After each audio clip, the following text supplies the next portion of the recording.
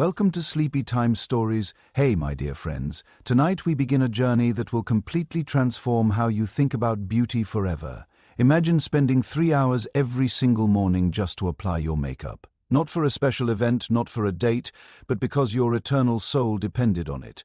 What if I told you that 4,000 years ago people were dying, actually dying, from their beauty routines? And what if the most beautiful woman in history wasn't actually beautiful at all? Tonight we are diving deep into the shocking, scandalous, and absolutely mind-bending world of ancient Egyptian beauty standards that were so extreme they make today's Instagram filters look like child's play. Before we slip into this incredible story together, I would love it if you could hit that subscribe button and give this video a gentle like, but only if tonight's journey truly captivates you. And I am genuinely curious, where are you right now? Are you tucked in bed, maybe with your favorite blanket, or perhaps you are winding down after a long day? Drop a comment and let me know what time zone you are in. I love connecting with our global storytelling family. Now dim those lights, maybe turn on a soft fan or some gentle white noise, and let us step through the sands of time together into a world where beauty was not just vanity, it was survival. Picture this, it is 3000 BCE.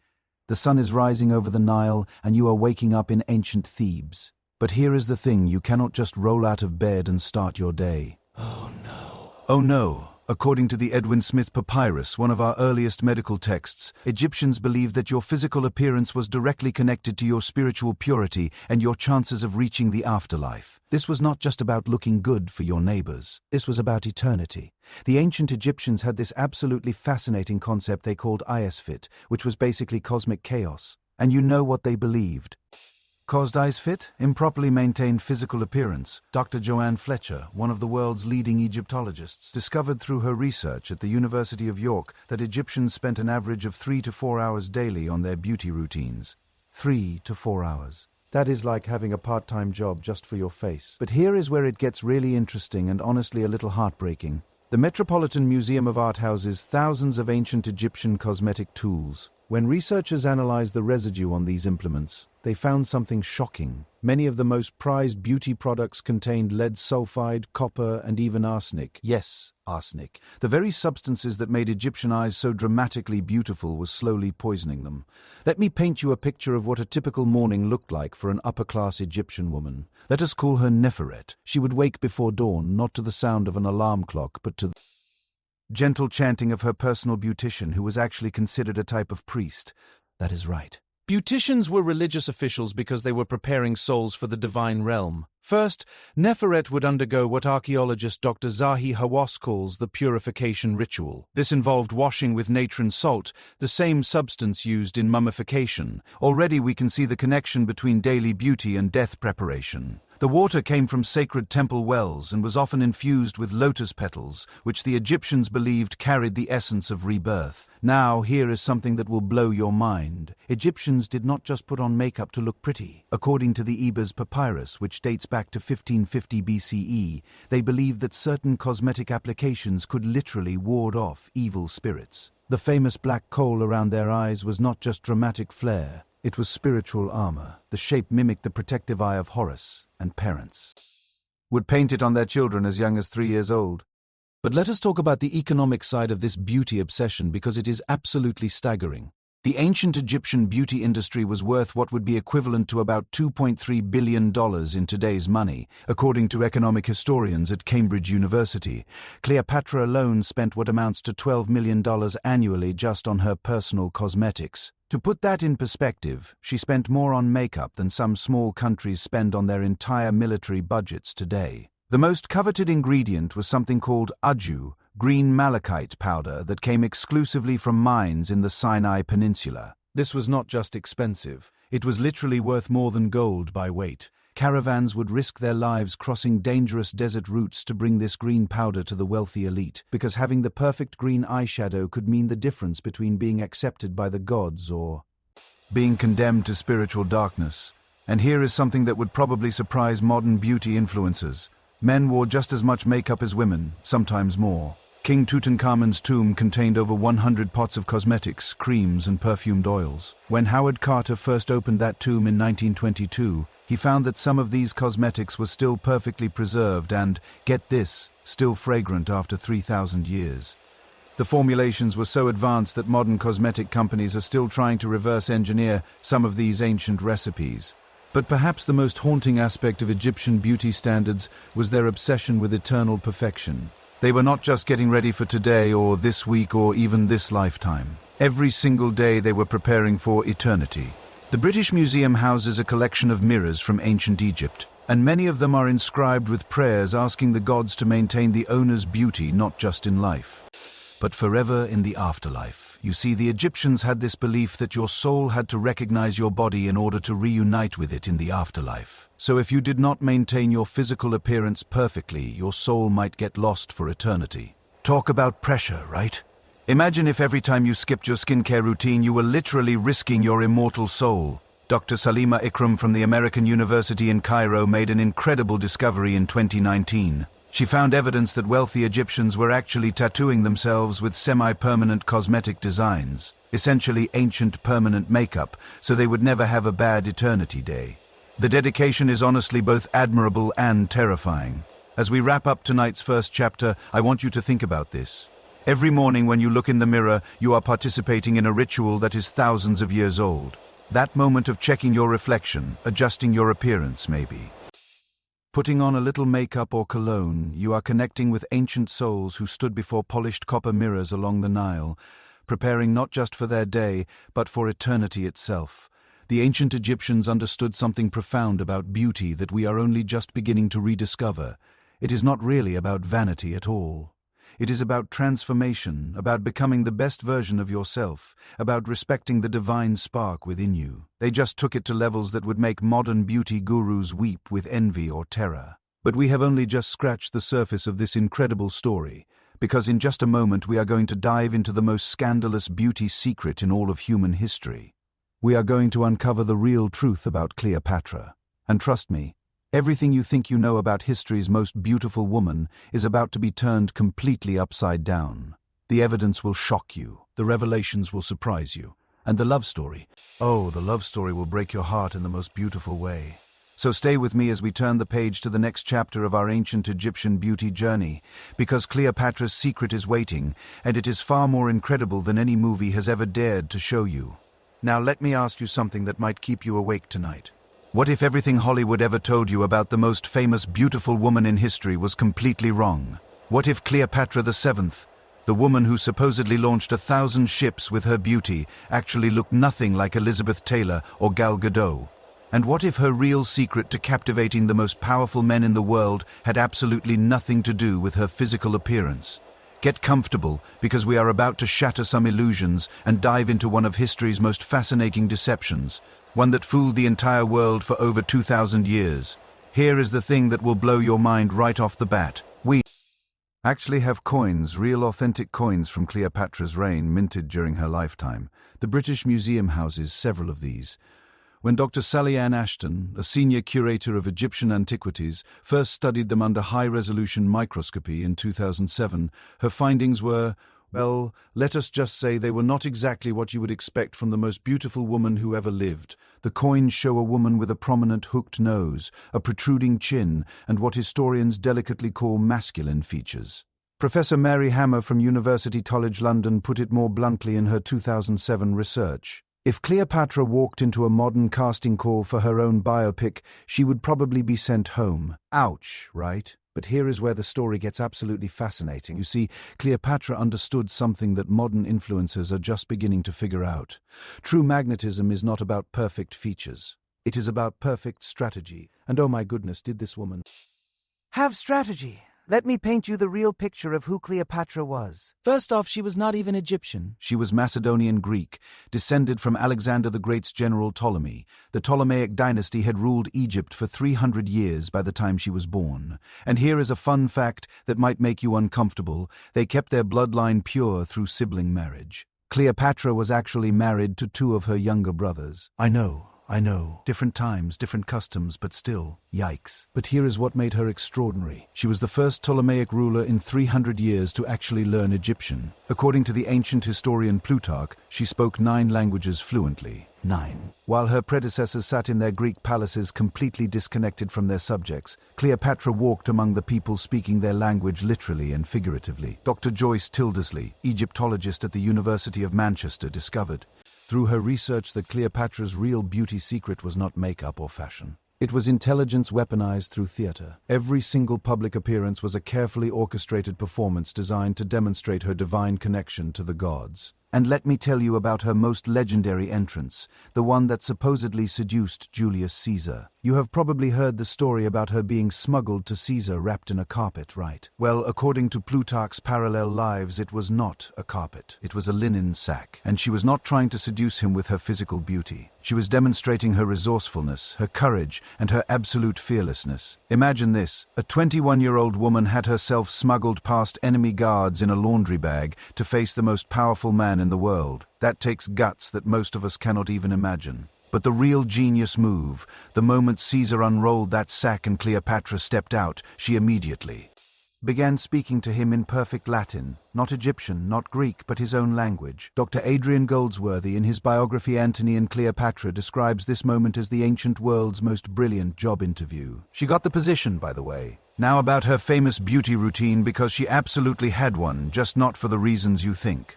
The Roman historian Cassius Dio wrote that Cleopatra bathed in donkey milk infused with honey and almond oil. Sounds luxurious, right? But recent chemical analysis by Dr. Rachel Hajar at the HeartViews Medical Journal revealed something incredible. This combination creates lactic acid and alpha-hydroxy acids, essentially ancient chemical peels. She was not just pampering herself. She was using advanced skincare science that would not be rediscovered until the 20th century. And that famous pearl dissolved in vinegar that she supposedly drank, according to Dr. Prudence Jones at Montclair State University, this was not just a flex of wealth. It was a demonstration of chemical knowledge.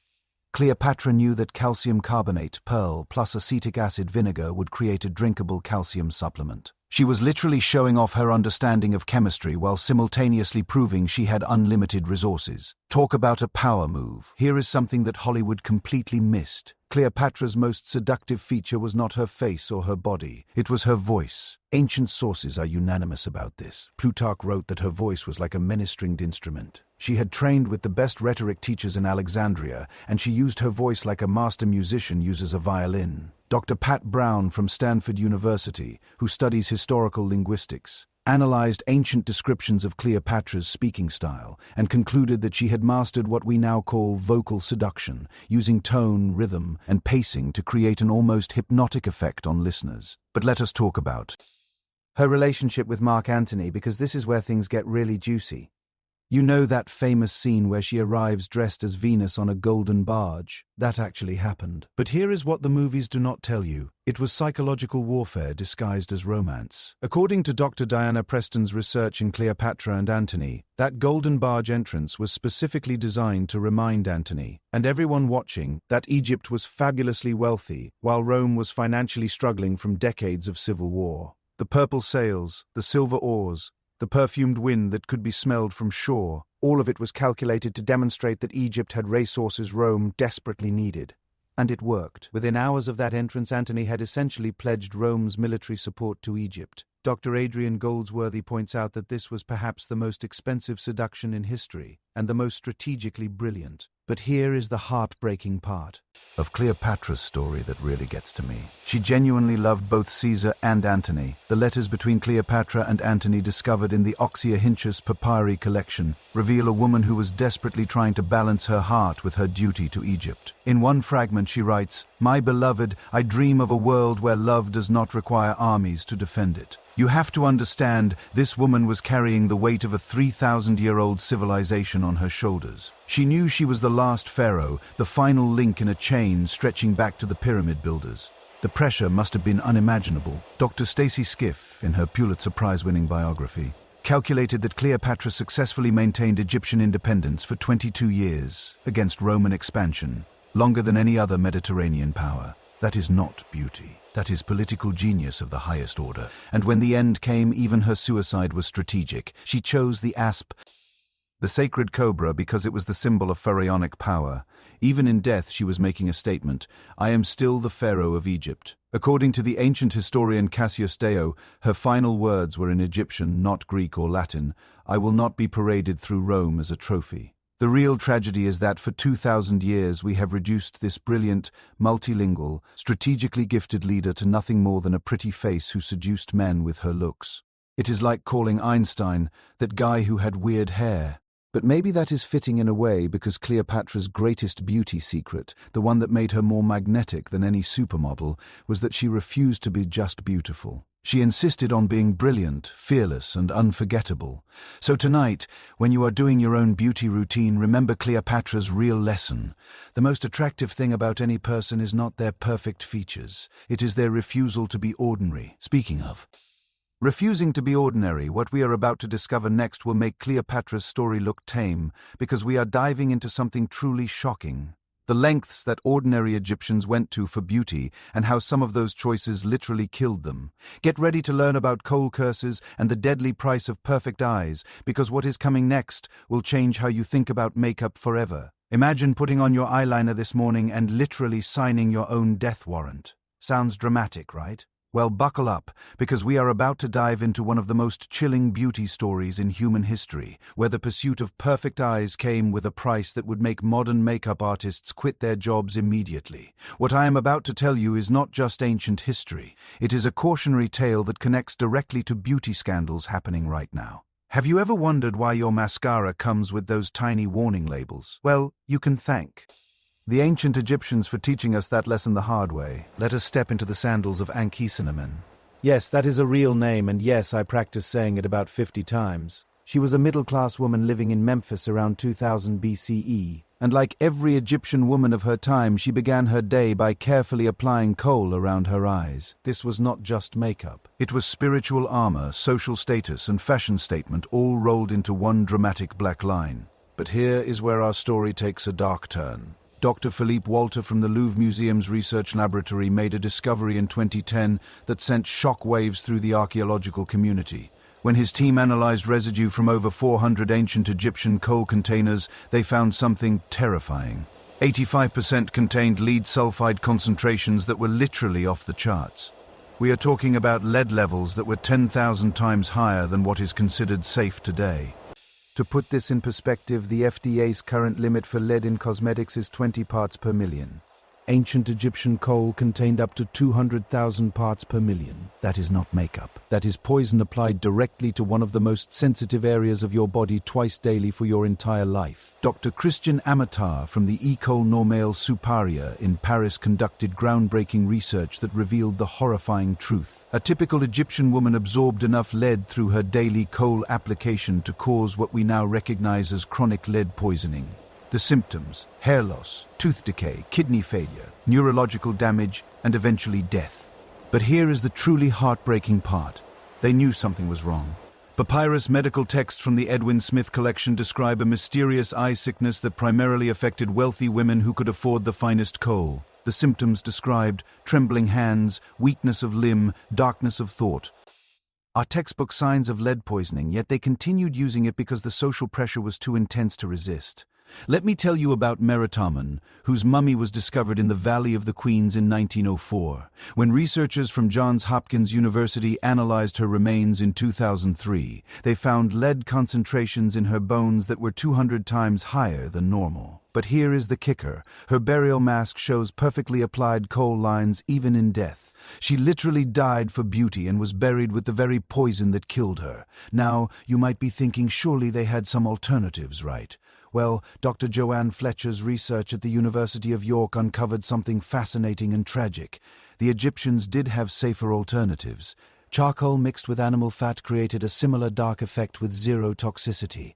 But there was a problem. It was considered peasant makeup. The lead-based coal had this incredible metallic shimmer that caught the light, beautifully making eyes appear almost supernatural. The safe stuff just looked ordinary. So essentially, ancient Egyptian women faced the same choice modern women face with cosmetic procedures: play it safe and look basic, or risk everything for that extra bit of glamour. The difference was that everything was literally everything.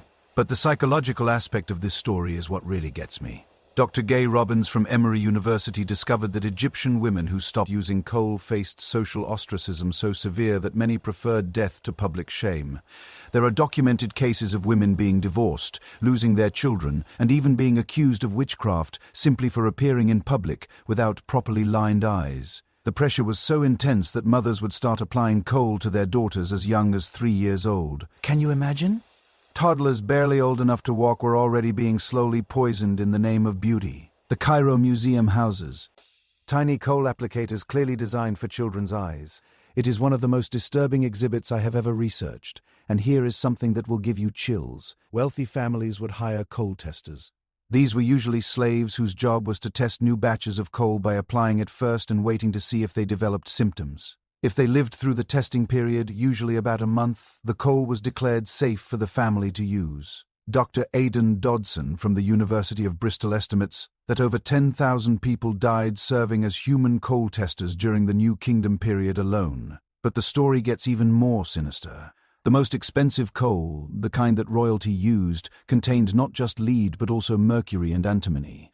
This triple poison cocktail created the most stunning, longest-lasting, most dramatically beautiful eye makeup ever created. It also created madness, blindness, and death with terrifying efficiency. Queen Nefertiti's mummy has never been definitively identified, but chemical analysis of cosmetic residue found in her tomb suggests she was using coal that was nearly 60% pure lead.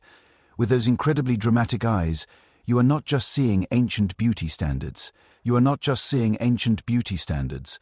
You are seeing the visual evidence of slow-motion suicide. The British Museum's Dr. Margaret Serpico made another chilling discovery. Egyptian coal manufacturers would sometimes add crushed pearls or gold dust to their most expensive products. Sounds luxurious, right? Wrong. The abrasive particles created microcuts in the delicate eye area, allowing the lead to absorb even more efficiently into the bloodstream. They were literally paying extra to poison themselves faster. And here is where it gets personal. Have you ever heard the phrase, beauty is pain? That comes directly from ancient Egypt. Dr. Edmund Meltzer's translation of the Hearst Papyrus includes this haunting line. She who would be beautiful must accept the gift of suffering. They literally codified the idea that beauty requires sacrifice, and that philosophy has echoed through every generation since.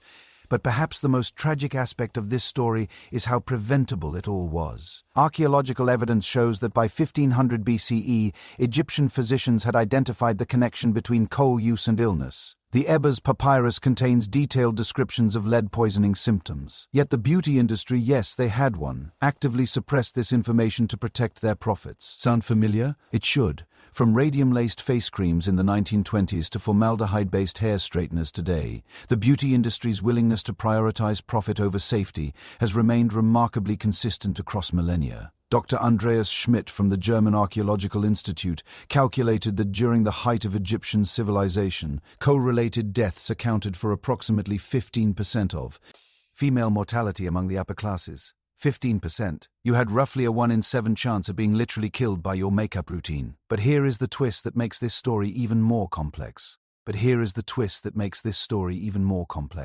Some of the lead-based coal actually did have protective properties. Research by Dr. Christian Amata showed that certain formulations could prevent eye infections and repel insects. So these women were not completely wrong. Their makeup was providing some legitimate benefits. They just did not realize they were trading short-term protection for long-term death. The irony is almost too much to bear. They called coal aju, which means that which protects. They believed it was literally saving their lives, when in reality it was ending them. The ancient Egyptians created the world's first beauty myth, that suffering for aesthetics was not only acceptable but noble. And you know what the most heartbreaking part is? When archaeologists analyze Egyptian mummies from this period, the women who died from coal poisoning still have traces of it perfectly applied around their eye sockets. Even in their final moments, even as their bodies were shutting down from toxicity, they made sure their eye makeup was flawless. That level of dedication to beauty standards, that willingness to die rather than appear imperfect, it is simultaneously admirable and absolutely terrifying. And it makes you wonder, what are we doing right now in our own beauty routines that future archaeologists will look back on in horror? As we move deeper into this incredible journey through ancient beauty obsessions, We are about to discover that coal was not the only way Egyptians risked their lives for perfection. Next, we are diving into their golden skin obsession. And trust me, when you learn what they were willing to do to achieve that perfect glow, you will never look at a tanning bed the same way again. Think you know everything. Think again. What if I told you that 4,000 years before Instagram filters and spray tans, ancient Egyptians had perfected a beauty technique so dangerous that it literally turned people into gold and then killed them? And what if the perfect sun-kissed glow that everyone is chasing today actually originated from Sa? A practice so extreme that modern dermatologists would have heart attacks just thinking about it. Close your eyes for a moment and imagine this. You are standing on the banks of the Nile at dawn, watching as dozens of wealthy Egyptian women deliberately expose themselves to the desert sun for hours, covered head to toe in what can only be described as liquid gold. They are not just tanning, they are transforming themselves into living goddesses, one deadly ray at a time. Here is something that will completely blow your mind. The ancient Egyptians did not want a tan. They wanted to literally become golden. Dr. Melinda Hartwig from the Metropolitan Museum of Art made a stunning discovery in 2018 when she analyzed pigment samples from New Kingdom tomb paintings. What she found was not just artistic license, it was documentary evidence of a beauty practice so extreme it sounds like science fiction. The Egyptians believed that the gods had golden skin because they were made of the same divine substance as the sun. So naturally, if you wanted to be closer to the gods, you needed golden skin too. Simple logic, right? Except their method of achieving this divine glow involved a combination of actual gold dust, crocodile fat, and something called desert glass, which modern analysis has revealed to be naturally occurring radioactive silica. Yes, you heard that right. They were literally applying radioactive materials to their skin in pursuit of the perfect golden glow. Dr. Andreas Schmidt from the Max Planck Institute analyzed mummy remains from the Valley of the Kings and found something that still gives me chills.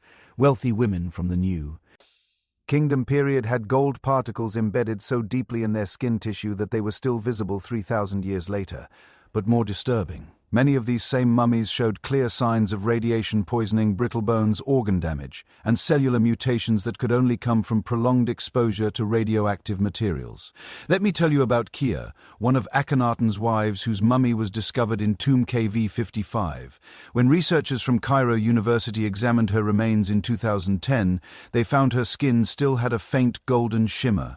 Beautiful, right? Not so much when you learn that her bones were so brittle from radiation damage that they crumbled when exposed to air. She had literally sacrificed her skeletal system for eternal golden skin. But the most shocking part, they had a whole industry built around this obsession. According to papyrus business records discovered at Deir el Medina by Dr. Andrea McDowell from the University of Oxford, there were entire guilds of golden skin preparers who charged what would be equivalent to $15,000 in today's money for a single full-body treatment. The process was absolutely insane. First, clients would fast for 3 days to purify their essence, which we now know was actually just dehydrating them to make their skin more absorbent. Then they would be covered in a mixture that included real gold leaf, powdered malachite, crushed pearls, crocodile fat, and here is the kicker, ground-up meteorite fragments. Dr. Patrick McGovern from the University of Pennsylvania analyzed residue from golden skin preparation tools and confirmed that meteorites were indeed a key ingredient. Why meteorites? Because the Egyptians believed they were gifts from the sun god Ra, making them the perfect conduit for divine golden energy. In reality, most meteorites contain trace amounts of uranium and other radioactive elements. So these women were literally paying to be painted with space radiation. The British Museum houses a collection of golden skin mirrors, polished metal surfaces that were used to check the evenness of golden skin application.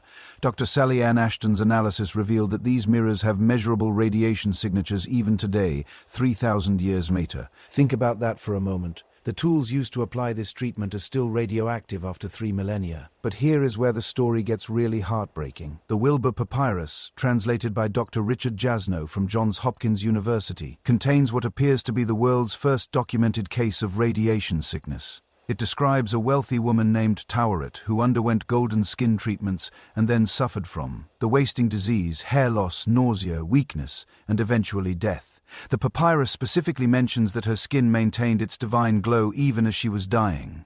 And you know what is really tragic? The Egyptians actually documented the connection between golden skin treatments and illness, but they interpreted it completely wrong. They thought the sickness was a sign that the gods were calling these women home because they had become too divine for earthly existence. So instead of stopping the treatments, they saw illness as proof that the process was working. Dr. Zahi Hawass uncovered evidence of something even more disturbing during his excavations at Saqqara. He found the remains of what appears to be a golden skin factory, a facility where dozens of women lived permanently while undergoing continuous golden skin treatments. The building's walls still register radiation levels that would require hazmat suits to explore safely today. But perhaps the most chilling discovery came from Dr. Joanne Fletcher's work on Nefertiti's possible mummy. While the identification remains disputed, the mummy shows clear evidence of golden skin treatment so intensive that her entire skeletal system was compromised. CT scans reveal bone density so low that she likely could not walk without assistance in her final years. Yet her skin tissue still contains enough gold particles to catch light under laboratory conditions. The economic impact of this obsession was staggering. According to calculations by economic historian Dr. Morris Silver from City College of New York, the golden skin industry consumed approximately 40% of Egypt's gold production during the New Kingdom period. That is gold that could have been used for trade, military equipment, or infrastructure. Instead, wealthy women were literally wearing it on their skin until it killed them. And here is something that will make you rethink modern beauty standards. The Egyptians had different shades of golden skin, just like we have different foundation colors today. The papyrus Harris, housed at the British Museum, lists over 30 different divine golden formulations ranging from morning sun gold to desert storm gold. Each required different combinations of radioactive materials, meaning some were more lethal than others. The application process took an entire day and required a team of specialists. According to tomb paintings at Deir el-Bahari, a full golden skin treatment involved 7 different people: the mixer, the applicator, the buffer, the detail artist, the inspector, the prayer reciter, and, I kid you not, the death watcher, whose job was to monitor the client for signs of immediate poisoning. Dr. Christian Amatar from the École Normale Supérieure calculated that a single full-body golden skin treatment exposed recipients to roughly 500 times the radiation dose considered safe by modern standards. To put that in perspective, it was equivalent to getting 100 chest X-rays while standing next to a nuclear reactor. And wealthy Egyptian women did this monthly. But here is the most mind-bending part. It actually worked, visually speaking. Tomb paintings show women with skin that appears to literally glow from within. Archaeological evidence suggests that the combination of gold particles and radioactive materials created a bioluminescent effect. Their skin actually emitted light. They had turned themselves into human fireflies, and it was absolutely stunning to behold. The tragic irony is that they achieved exactly what they wanted. They became golden goddesses who literally glowed with divine light. The only problem was that this transformation came with a 100% mortality rate. Every single woman who underwent intensive golden skin treatments died within 5 years, according to mummy analysis by Dr. Andreas Schmidt. Yet they kept doing it. Why?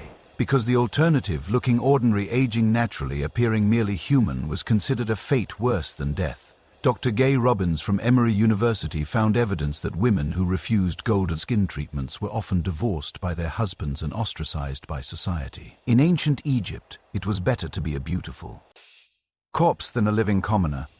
The practice finally began to decline during the late period, not because people realized it was dangerous, but because Egypt's gold mines started running dry.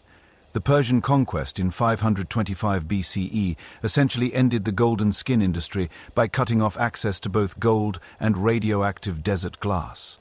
In a twisted way, foreign invasion probably saved hundreds of Egyptian women's lives by making their deadly beauty treatment economically impossible. And here is something that connects directly to today.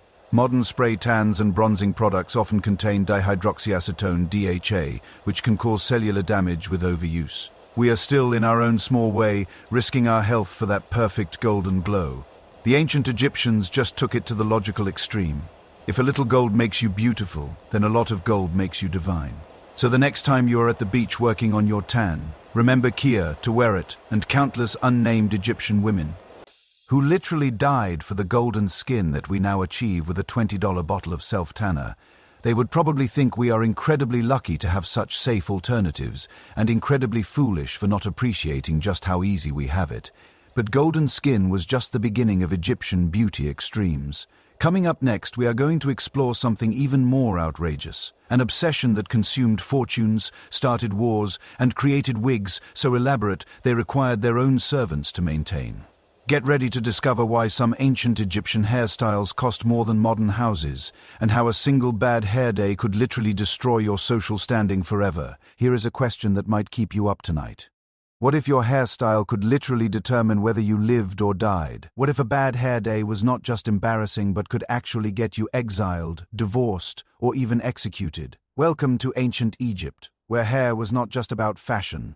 It was about survival, divinity, and social warfare at the highest levels. And trust me, by the end of this story, you will never complain about a $200 salon visit again. Picture this. It is dawn in ancient Thebes, and a wealthy Egyptian woman named Neferet is preparing for the most important day of her life, her daughter's wedding. But she is not worried about flowers or food. She is terrified because her most expensive wig, the one that cost her family the equivalent of a modern Lamborghini, has just been stolen. Without it, she cannot appear in public. Without it, the wedding will be called off. Without it, her family's social standing will be destroyed forever. This is not fiction. It is based on actual court records discovered by Dr. Andrea McDowell at Deir el Medina.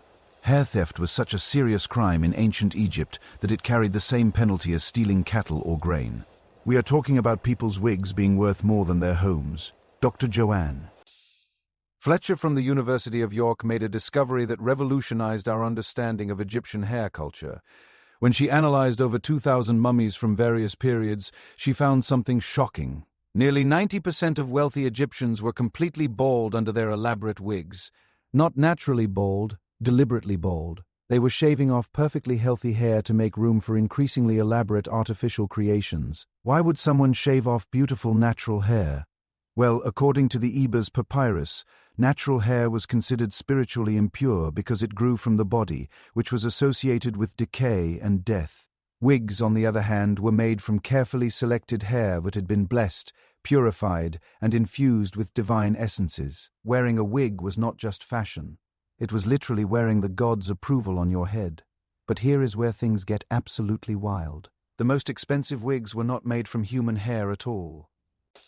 Metropolitan Museum of Art houses several examples of what Dr. Melinda Hartwig calls divine hair, wigs made from the manes of sacred lions. Yes, lions. Wealthy Egyptians were paying fortunes to wear predator hair because they believed it would give them the strength and majesty of the king of beasts. The process of creating these lion mane wigs was absolutely insane. According to tomb paintings at Saqqara, it required a specialized team that included a lion hunter, a hair preparer, a colorist, a stylist, and, I am not kidding, a mane blessing priest whose only job was to pray over each individual strand to ensure divine approval. Dr. Salima Ikram from the American University in Cairo analyzed the chemical composition of these ancient wigs and discovered something that would make modern hairstylists weep with envy. They were using techniques we have only recently rediscovered. The hair was treated with a combination of beeswax, tree resins, and something called divine oil, which turns out to be a sophisticated polymer that kept elaborate styles intact for months without washing. And speaking of elaborate styles, let me paint you a picture of what wealthy Egyptian women were walking around with on their heads. We are talking about hair sculptures that stood up to 3 feet tall, incorporated real gold threads, featured moving parts powered by hidden counterweights, and in some cases contained actual live birds in tiny cages woven into the structure. Yes, live birds. Dr. Aidan Dodson from the University of Bristol discovered tomb paintings showing women with wigs that included divine messengers, small colorful birds that would chirp and move around within the hair structure. The idea was that these birds could carry prayers directly to the gods. The practical reality was that wealthy women were walking around with basically small zoos on their heads. The British Museum houses what might be the most expensive hairstyle in human history, a wig belonging to Queen Tea that contained over 200 individual elements, including gold threads, precious stones, carved ivory ornaments, and what appears to be genuine phoenix feathers. When Dr. Joyce Tildersley from the University of Manchester calculated its modern value, she estimated it would cost approximately $2.8 million to recreate today. But the social pressure around these elaborate wigs was absolutely crushing. Dr. Gay Robbins from Emory University translated papyrus letters between Egyptian Women that reveal a level of hair anxiety that makes modern social media seem tame. One letter dating to around 1400 BCE reads, "My sister, I have not left my home in 6 days, for my hair maker has fallen ill, and I dare not be seen with yesterday's arrangement. Please send word of any new styles you have witnessed, so that I might not appear provincial when I next venture forth." The competition was so intense that wealthy families would employ full-time wig spies whose job was to infiltrate rival households and report back on upcoming hair innovations. The Cairo Museum has records of what Dr. Mark Lehner calls hair espionage, detailed intelligence reports about competing families' wig collections, including sketches, material lists, and even attempts to bribe wig makers for trade secrets. And the maintenance costs were absolutely staggering. A single elaborate wig required a team of 3 full-time specialists, a cleaner who would disassemble and reassemble the entire structure weekly, a stylist who would adjust the arrangement daily, and a guard who would literally sleep next to the wig storage room to prevent theft. Dr. David Silverman from the University of Pennsylvania calculated that maintaining a high-status wig collection consumed about 30% of a wealthy family's annual income. But here is where the story takes a dark turn. Wig addiction was a real thing. The Edwin Smith Papyrus describes a condition called crown madness, women who became so obsessed with elaborate hairstyles that they would spend entire days arranging and rearranging their wigs, refusing to eat, sleep, or interact with family members. Some women reportedly died from dehydration because they would not interrupt their styling sessions to drink water. Dr. Andreas Schmidt from the German Archaeological Institute made a discovery that still gives me chills. In a tomb at Abydos, he found the remains of a woman buried with 17 different wigs arranged around her sarcophagus. Chemical analysis revealed that she had died from lead poisoning, not from cosmetics, but from the lead-based dyes used to color her wig collection. She had literally been killed by her hair accessories. The most tragic case I have encountered in my research involves a woman whose mummy is displayed at the Rijksmuseum in Leiden. Dr. Lara Weiss's analysis revealed that this woman had undergone experimental scalp surgery to create permanent anchor points for increasingly heavy wigs. The procedure went wrong, causing a massive infection that led to her death. She died trying to surgically modify her skull to better support her hairstyles. But perhaps the most fascinating aspect of Egyptian wig culture was the incredible innovation it drove. These ancient hair artists were experimenting with techniques that would not be reinvented until the 20th century.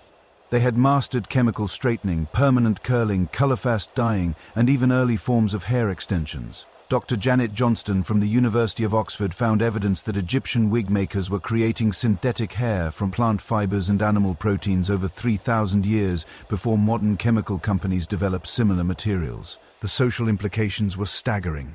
Your wig literally determined your place in society.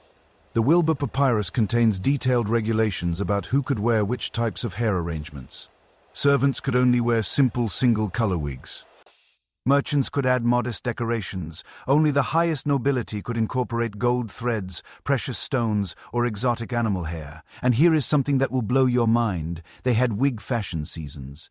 Dr. Melinda Hartwig discovered that Egyptian wig styles changed dramatically every few years, following patterns that are remarkably similar to modern fashion cycles. There were spring collections featuring lighter colors and floral motifs, summer styles designed to stay cool in the heat, and ceremonial arrangements reserved for religious festivals. The pressure to keep up with these changing trends bankrupted families. Court records from the reign of Ramses II describe numerous cases of families selling land, livestock, and even children into slavery to afford the latest wig styles. Dr. Morris Silver's economic analysis suggests that wig-related debt was one of the leading causes of household financial collapse during the New Kingdom period. But the absolute pinnacle of Egyptian wig madness was something called the divine transformation, a ceremonial process where the pharaoh's wig would be changed in public to demonstrate their connection to different gods. The tomb of Seti I contains detailed instructions for this ritual, which required over 50 people working in perfect coordination to remove one elaborate wig and replace it with another in less than 10 minutes, all while the pharaoh remained standing and speaking to the crowd. Think about the logistics. You are dealing with hair sculptures weighing up to 40 pounds, decorated with precious metals and live animals, and you have to swap them out seamlessly in front of thousands of people without missing a beat in your royal speech. It was like a combination of a Formula One pit stop and a Cirque du Soleil performance, except the stakes were maintaining divine authority over an entire civilization. The engineering alone was incredible. These wigs featured hidden counterbalances collapsible, sections, and quick-release mechanisms that allowed for rapid transformation. Dr. Ulrich Saurusian from the German Archaeological Institute found evidence that the most sophisticated royal wigs were essentially wearable architecture, featuring internal support structures made from lightweight wood and metal frameworks.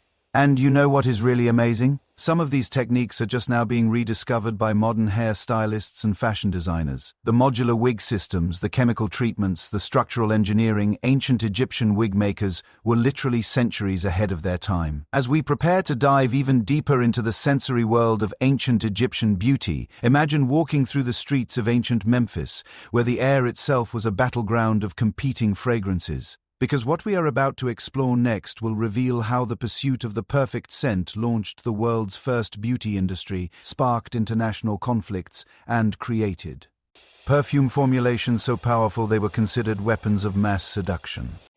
What would you do if I told you that a single bottle of perfume once caused a war between two of the world's greatest civilizations? Or that ancient Egyptian perfumers were creating fragrances so powerful they could allegedly control people's minds, seduce enemies, and even communicate with the dead? Tonight we are diving into the intoxicating world of ancient Egyptian perfume, where scent was not just about smelling nice but about wielding invisible power that could topple kingdoms and change the course of history. Let me take you back to 1323 BCE, to the court of the young pharaoh Tutankhamun. In his tomb, Howard Carter discovered something that archaeologists are still analyzing today. Over 3,000 individual perfume containers, each one containing a different scent formula. But here is the kicker. When Dr. Barbara Adams from the Petrie Museum analyzed the contents in 1994, she found that many of these perfumes were still potent after 3,000 years. About fragrances that have outlasted entire civilizations. But Tut's collection pales in comparison to what Dr. Zahi Hawass discovered at Deir el-Bahari in 2006. Hidden beneath Queen Hatshepsut's temple, his team found what can only be described as the world's first perfume laboratory. A massive underground complex with over 200 individual scent-making stations, complete with distillation equipment that would not be reinvented in Europe until the Renaissance. The scale of this operation was absolutely mind-blowing. Dr. Sean Hemingway from the Metropolitan Museum calculated that this single facility could produce over 10,000 individual perfume bottles annually. To put that in perspective, this one ancient Egyptian perfume factory had a higher output than most modern boutique fragrance houses. But here is where the story gets really fascinating. Egyptian perfumers were not just making things that smelled good.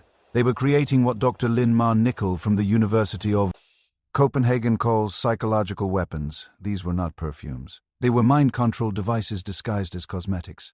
The Edwin Smith Papyrus contains detailed formulas for scents designed to produce specific emotional responses. There is a fragrance called Submission of Ra that was supposedly guaranteed to make anyone who smelled it feel overwhelming respect for the wearer. Another formula, Whispers of Isis, was designed to make the wearer irresistible to romantic partners. And then there is Fear of Set, a scent so terrifying that it was allegedly used in warfare to demoralize enemy troops. Now, you might be thinking, this sounds like ancient marketing hype, right? Well, Dr. Avery Gilbert from the Monal Chemical Senses Center analyzed some of these ancient formulas and found something remarkable.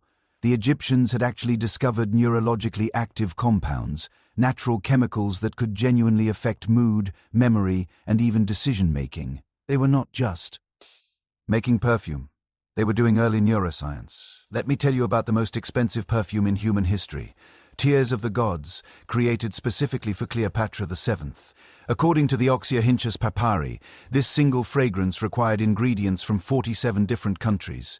The shopping list reads like an ancient Indiana Jones movie. Frankincense from Somalia, myrrh from Yemen, ambergris from Wales in the Red Sea, spikenard from the Himalayas, and something called phoenix oil that scholars still cannot identify. Dr. Robert Littman from the University of Hawaii calculated that creating 1 ounce of Tears of the Gods required a trade network spanning over 5,000 miles and cost the equivalent of $2.3 million in today's money. Cleopatra wore the entire wealth of small nations on her skin, and everyone who met her knew it. But the real genius of Egyptian perfume was not just the scents themselves. It was the delivery system. Dr. Joanne Fletcher discovered that wealthy Egyptians were using what she calls time-release technology thousands of years before modern perfumers figured it out. They would layer different fragrances in specific combinations so that the scent would actually change throughout the day as body heat activated different compounds. Imagine meeting someone at dawn and smelling roses, encountering them at noon and detecting jasmine, then dancing with them at midnight and discovering notes of exotic spices. Your nose would literally experience a story unfolding over 12 hours. It was like wearing a perfume novel. The most sophisticated of these time-release fragrances was called Journey of the Sun, and it was designed to mirror Ra's daily passage across the sky. Dr. Barbara Adams analyzed residue from containers of this perfume and found evidence of 7 distinct scent phases, each one triggered by specific temperature ranges that corresponded to different times of day. The Egyptian perfumers had essentially created wearable sundials made of scent.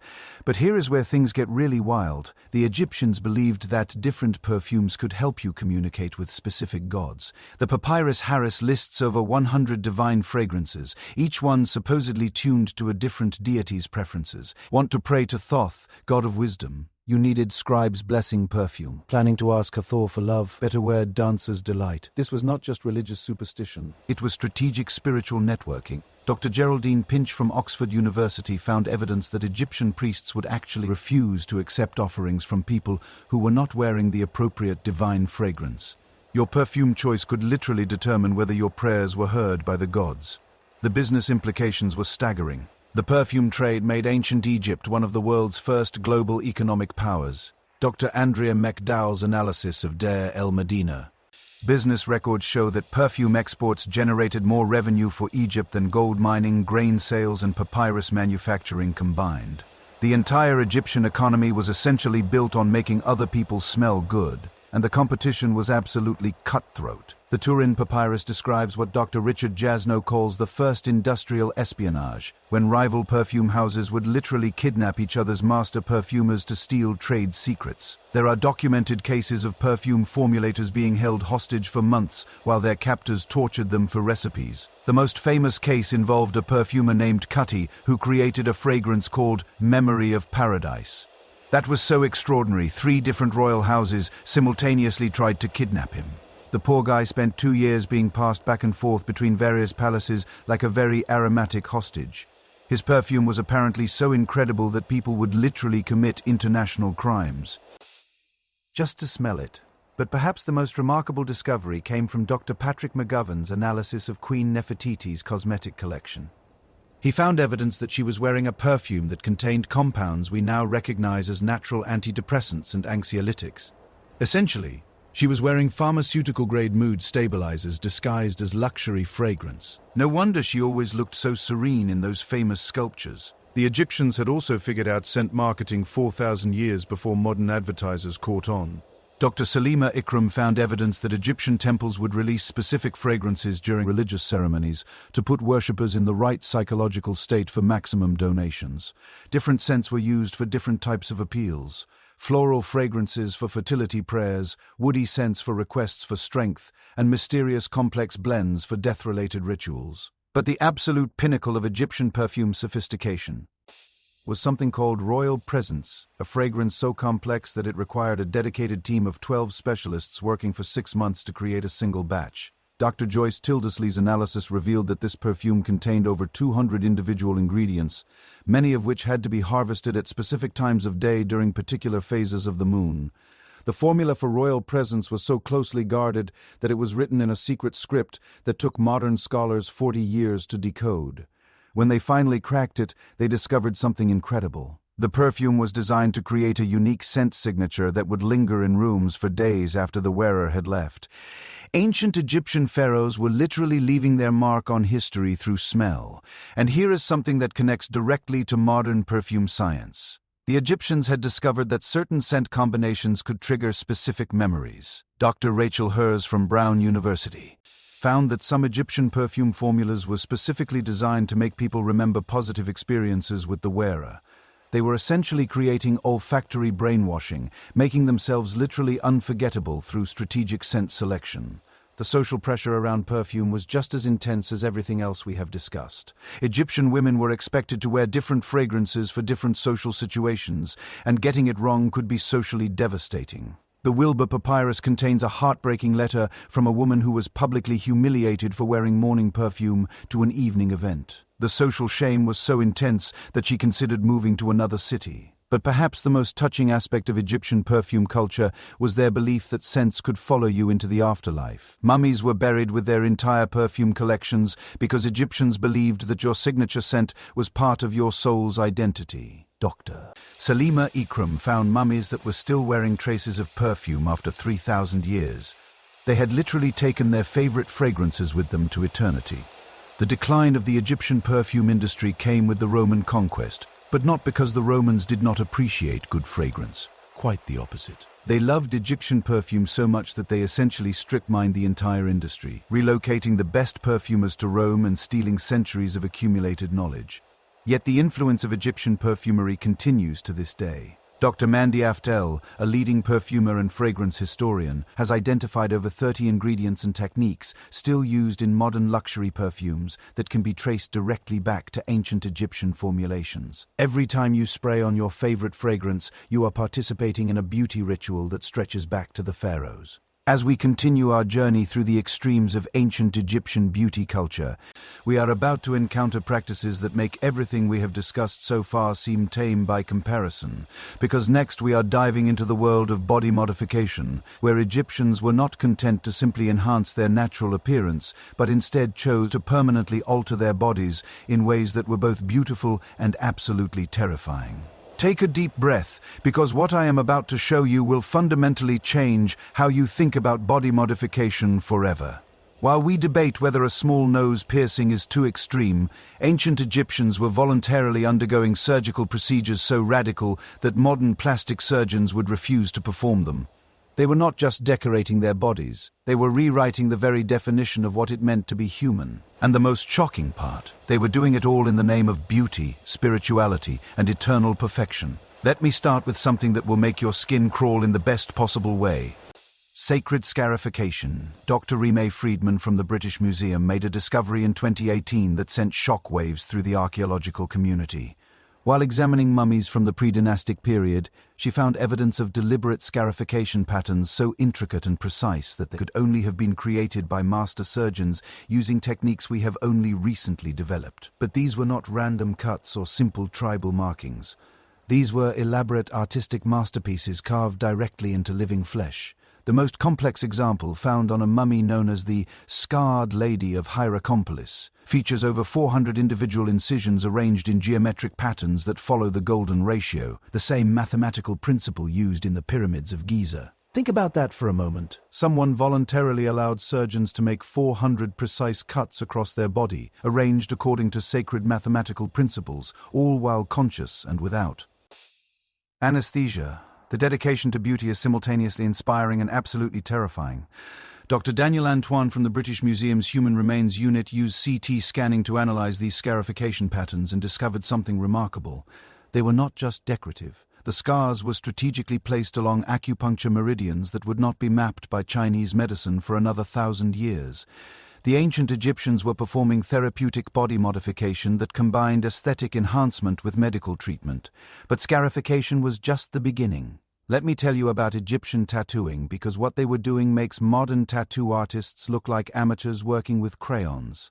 Dr. Ann Austin from the University of Missouri made headlines in 2016 when she discovered the mummy of Hathor, a woman whose body was covered in tattoos so sophisticated that they required microscopic analysis to fully appreciate. We are not talking about simple black ink designs.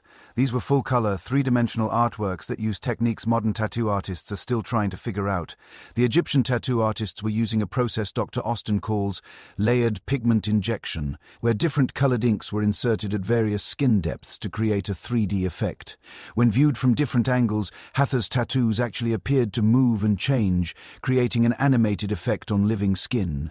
It was like having a movie playing on your body 4,000 years before cinema was invented. But here is where it gets really mind-blowing. Chemical analysis revealed that these tattoos contained actual gold and silver particles. Dr. Joanne Fletcher's research showed that wealthy Egyptians were literally having precious metals injected into their skin to create tattoos that would catch and reflect light, making their bodies shimmer like living jewelry. The pain must have been unimaginable. Dr. Andreas Schmidt from the Max Planck Institute calculated that creating one of these elaborate golden tattoos would have required over 40 hours of continuous work spread across multiple sessions. The process involved inserting hot metal needles filled with molten gold into the skin while the patient remained conscious and still. One small movement could ruin weeks of work and leave permanent scarring. Yet wealthy Egyptians were lining up for these procedures. The Wilbur Papyrus contains waiting lists from the most famous tattoo artists that stretched for months. Getting an appointment with a master tattoo artist was like trying to book a consultation with a modern celebrity plastic surgeon, except the procedures took longer, hurt more, and could easily kill you if something went wrong. And things did go wrong. Dr. Salima Ikram from the American University in Cairo found evidence of what she calls tattoo disasters, cases where the golden ink caused severe allergic reactions, infections, or metal poisoning. The Cairo Museum houses the mummy of a woman who apparently died from gold toxicity caused by her full-body tattoo. Her skin still has a faint golden shimmer 3,000 years later, but the gold particles had accumulated in her organs to lethal concentrations. But perhaps the most extreme form of Egyptian body modification was something called divine piercing. Dr. Melinda Hartwig from the Metropolitan Museum discovered evidence of piercing practices so radical that they sound more like medieval torture than beauty enhancement. We are not talking about simple ear piercings here. Wealthy Egyptians were piercing body parts that most people do not even want to think about. The mummy of Ankh-Nesmut discovered at Saqqara had over 200 individual piercings across her body, including several in locations that would make modern body modification enthusiasts wince. But the most shocking discovery was evidence of internal piercing procedures, where jewelry was inserted not just through the skin but actually embedded within the body cavity. Dr. Zahi Hawass found mummies with gold ornaments surgically implanted inside their abdomen, apparently as offerings to specific gods. These were not piercings you could see or touch. They were hidden beneath the skin, known only to the wearer and their gods. The surgical techniques required for these procedures were incredibly advanced. Dr. Edwin Brock from the Royal Ontario Museum analyzed the tool marks on these internally pierced mummies and concluded that Egyptian surgeons were using instruments and techniques that would not be redeveloped until the 19th century. They were performing laparoscopic surgery 4,000 years before modern medicine figured it out. And then there were the dental modifications. Oh boy, the dental modifications. Dr. Andreas Nerlich from the University of Munich made a discovery that still gives dentists nightmares. Ancient Egyptians were deliberately filing their teeth into elaborate shapes and inlaying them with precious stones and metals. The most extreme example is the mummy of Khaimwaset, whose teeth had been carved into miniature works of art. Each tooth featured intricate geometric patterns inlaid with gold, silver, and lapis lazuli. His molars had been shaped to resemble tiny pyramids, while his incisors were carved with hieroglyphic inscriptions. Every time he smiled, he was displaying a mouthful of personalized art installations. The process of creating these dental modifications was absolutely brutal. Dr. Joyce Tildesley from the University of Manchester studied ancient Egyptian dental tools and concluded that the procedures were performed using bronze instruments while patients bit down on leather straps without any form of anesthesia. The filing and carving process could take days, with patients returning multiple times as their mouths healed between sessions. But here is the really wild part. They were also doing dental implants. Dr. Roget Senu from the Natural History Museum in Paris discovered evidence that wealthy Egyptians were having artificial teeth made from ivory, gold, and even carved precious stones surgically implanted into their jaws. These were not just cosmetic. They were functional replacement teeth that allowed people to eat normally while maintaining their elaborate dental aesthetics. The social pressure around body modification was intense. According to the Edwin Smith Papyrus, unmarked bodies were considered spiritually incomplete. People without tattoos, scars, or piercings were often refused entry to certain temples and excluded from important social events. Your body modifications were essentially your spiritual resume. They told the world and the gods exactly who you were and what you had sacrificed for divine approval. Dr. Renee Friedman found evidence that some Egyptians were so desperate to fit in that they were getting fake modifications. Temporary tattoos made from henna and charcoal, fake scars created with makeup and clip-on jewelry designed to mimic real piercings. It was ancient Egypt's version of Instagram filters, but for your actual physical body. The most tragic cases involved people who could not afford real modifications trying to create their own. The British Museum houses the mummy of a young woman who apparently attempted to tattoo herself using a thorn and ash mixture. The infection from her Da furtu spread throughout her body and killed her within days. She died trying to give herself the social acceptance that expensive body modification provided. But perhaps the most remarkable aspect of Egyptian body modification was their understanding of the psychological effects. Dr. Daniel Antoine's research revealed that many of these procedures were specifically designed to alter the wearer's mental state. Certain piercing locations corresponded to pressure points that modern acupuncturists use to treat anxiety, depression, and other psychological conditions. The ancient Egyptians had essentially figured out that by strategically modifying their bodies they could change their minds. They were performing primitive psychotherapy through controlled trauma, using the endorphin rush from extreme piercing and scarification to achieve altered states of consciousness that they interpreted as divine communication. And you know what is really fascinating? Some of their techniques are being rediscovered by modern practitioners. Dr. Fakir Musafar, often called the father of the modern primitive movement, spent decades studying ancient Egyptian body modification techniques and found that many of them produced genuine psychological and spiritual benefits. The decline of Egyptian body modification culture came with the Roman conquest, but not because the Romans were more conservative. Quite the opposite. They were so impressed by Egyptian techniques that they kidnapped the best practitioners and forced them to work exclusively for Roman elites. The art form did not disappear. It was essentially monopolized by foreign conquerors. Today, when we see someone with extensive tattoos or unusual piercings, we are witnessing the continuation of a tradition that stretches back to the pharaohs. Every time someone voluntarily endures pain to modify their appearance, they are engaging in a form of self-harm. They are connecting with ancient souls who understood that true transformation requires sacrifice. The question is, what would those ancient Egyptian body modification artists think of our modern extreme practices? They would probably wonder why we are being so conservative. After all, we are still working with the same basic canvas they mastered thousands of years ago. We have just lost the courage to push the boundaries as far as they did. But body modification was only part of the Egyptian beauty equation. What we are about to discover next will take us behind the scenes of the most exclusive beauty treatments in history, into the private chambers where pharaohs and queens underwent secret procedures that were literally matters of life, death, and divine approval. Get ready to meet the makeup artist to the gods themselves. Ever wondered what it would be like to hold someone's life in your hands every single day?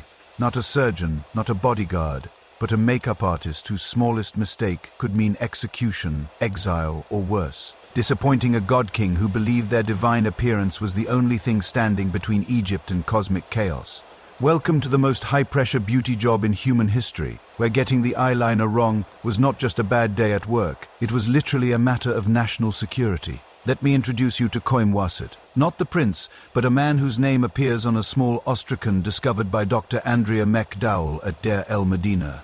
This limestone fragment, no bigger than your palm, contains what might be the world's first makeup artist's diary, and what it reveals about the secret world of royal beauty treatments will make modern celebrity glam squads look like amateurs playing dress-up. According to Dr. McDowell's translation, Koimwasit served as first beautifier to the living god. During the reign of Seti I, his job description, carved in hieroglyphs on a tomb wall at Saqqara, reads like something from a fantasy novel. He who makes the divine face shine like Ra at dawn, whose hands hold the power to transform mortals into gods, keeper of the sacred formulas that bridge earth and heaven. But the reality of his daily routine was far more terrifying than poetic. Dr. Aidan Dodson from the University of Bristol analysed royal beauty protocols documented in the Chester Beatty Papyri and discovered that royal makeup artists worked under conditions that would make modern special forces training look relaxing. First, they had to wake up at 3 a.m., not to get an early start, but because they needed 4 hours to purify themselves before they were allowed to touch the pharaoh's face. This purification ritual, described in detail by Dr. Geraldine Pinch from Oxford University, involved ritual bathing in sacred pools, reciting over 200 different prayers, and consuming specific foods that would ensure their breath, sweat, and even their thoughts were divinely acceptable. Think about that level of pressure. You are not just doing someone's makeup. You are performing a religious ceremony where the slightest contamination could allegedly anger the gods and bring plague, famine, or military defeat to an entire civilization. No pressure, right? The tools alone were worth more than most people's houses. Dr. Melinda Hartwig's analysis of royal cosmetic implements at the Metropolitan Museum revealed makeup brushes made from the fur of sacred cats, applicators carved from elephant ivory, and mixing palettes crafted from solid gold. But the most valuable tool was not made of precious materials.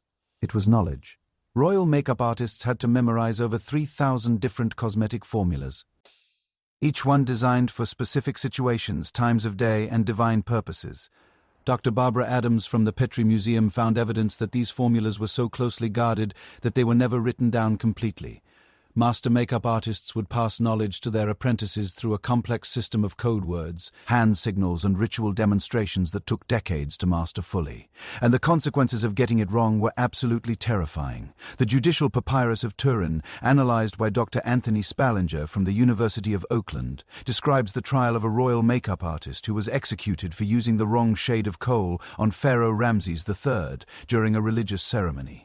The court records state that his error of divine beautification was considered an act of treason punishable by death, but successful royal makeup artists lived like kings themselves. Chaim Wasset's tomb, excavated by Dr. Melinda Hartwig, reveals that he owned 3 houses, had servants of his own, and was buried with cosmetic tools that would be worth millions of dollars today. The inscription on his sarcophagus reads, "He who made gods beautiful in life, may he be beautiful in death, for all eternity." The daily routine of preparing a pharaoh was mind-bogglingly complex.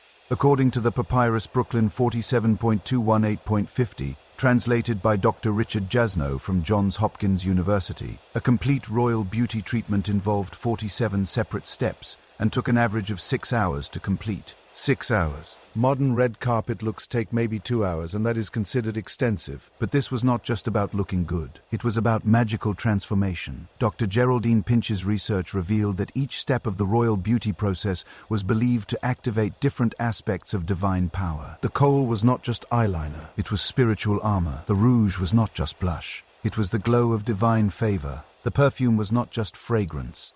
The actual presence of the gods made manifest in scent.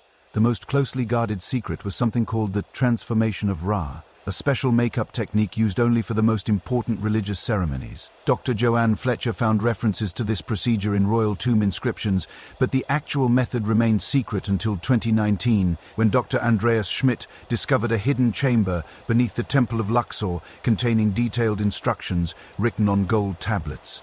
The process was absolutely insane. It involved applying 7 different layers of makeup, each one activated by specific incantations and breathing techniques. The final result was supposed to make the pharaoh's face literally glow with divine light. And apparently, it actually worked. Chemical analysis by Dr. Christian Amata revealed that the cosmetics contained phosphorescent compounds that would create a genuine luminescent effect in torchlight. But the psychological pressure on royal makeup artists was perhaps the most challenging aspect of the job. Dr. Gay Robbins from Emory University found evidence that these artists lived in constant fear of divine retribution. They were required to taste every cosmetic before applying it in case of poison, wear protective amulets to ward off curses, and undergo monthly purification ceremonies to cleanse themselves of any spiritual contamination from handling divine beauty tools. The apprenticeship process was brutal. According to the Wilbur Papyrus, future royal makeup artists began training at age 7 and did not graduate to full practitioner status until their 30s.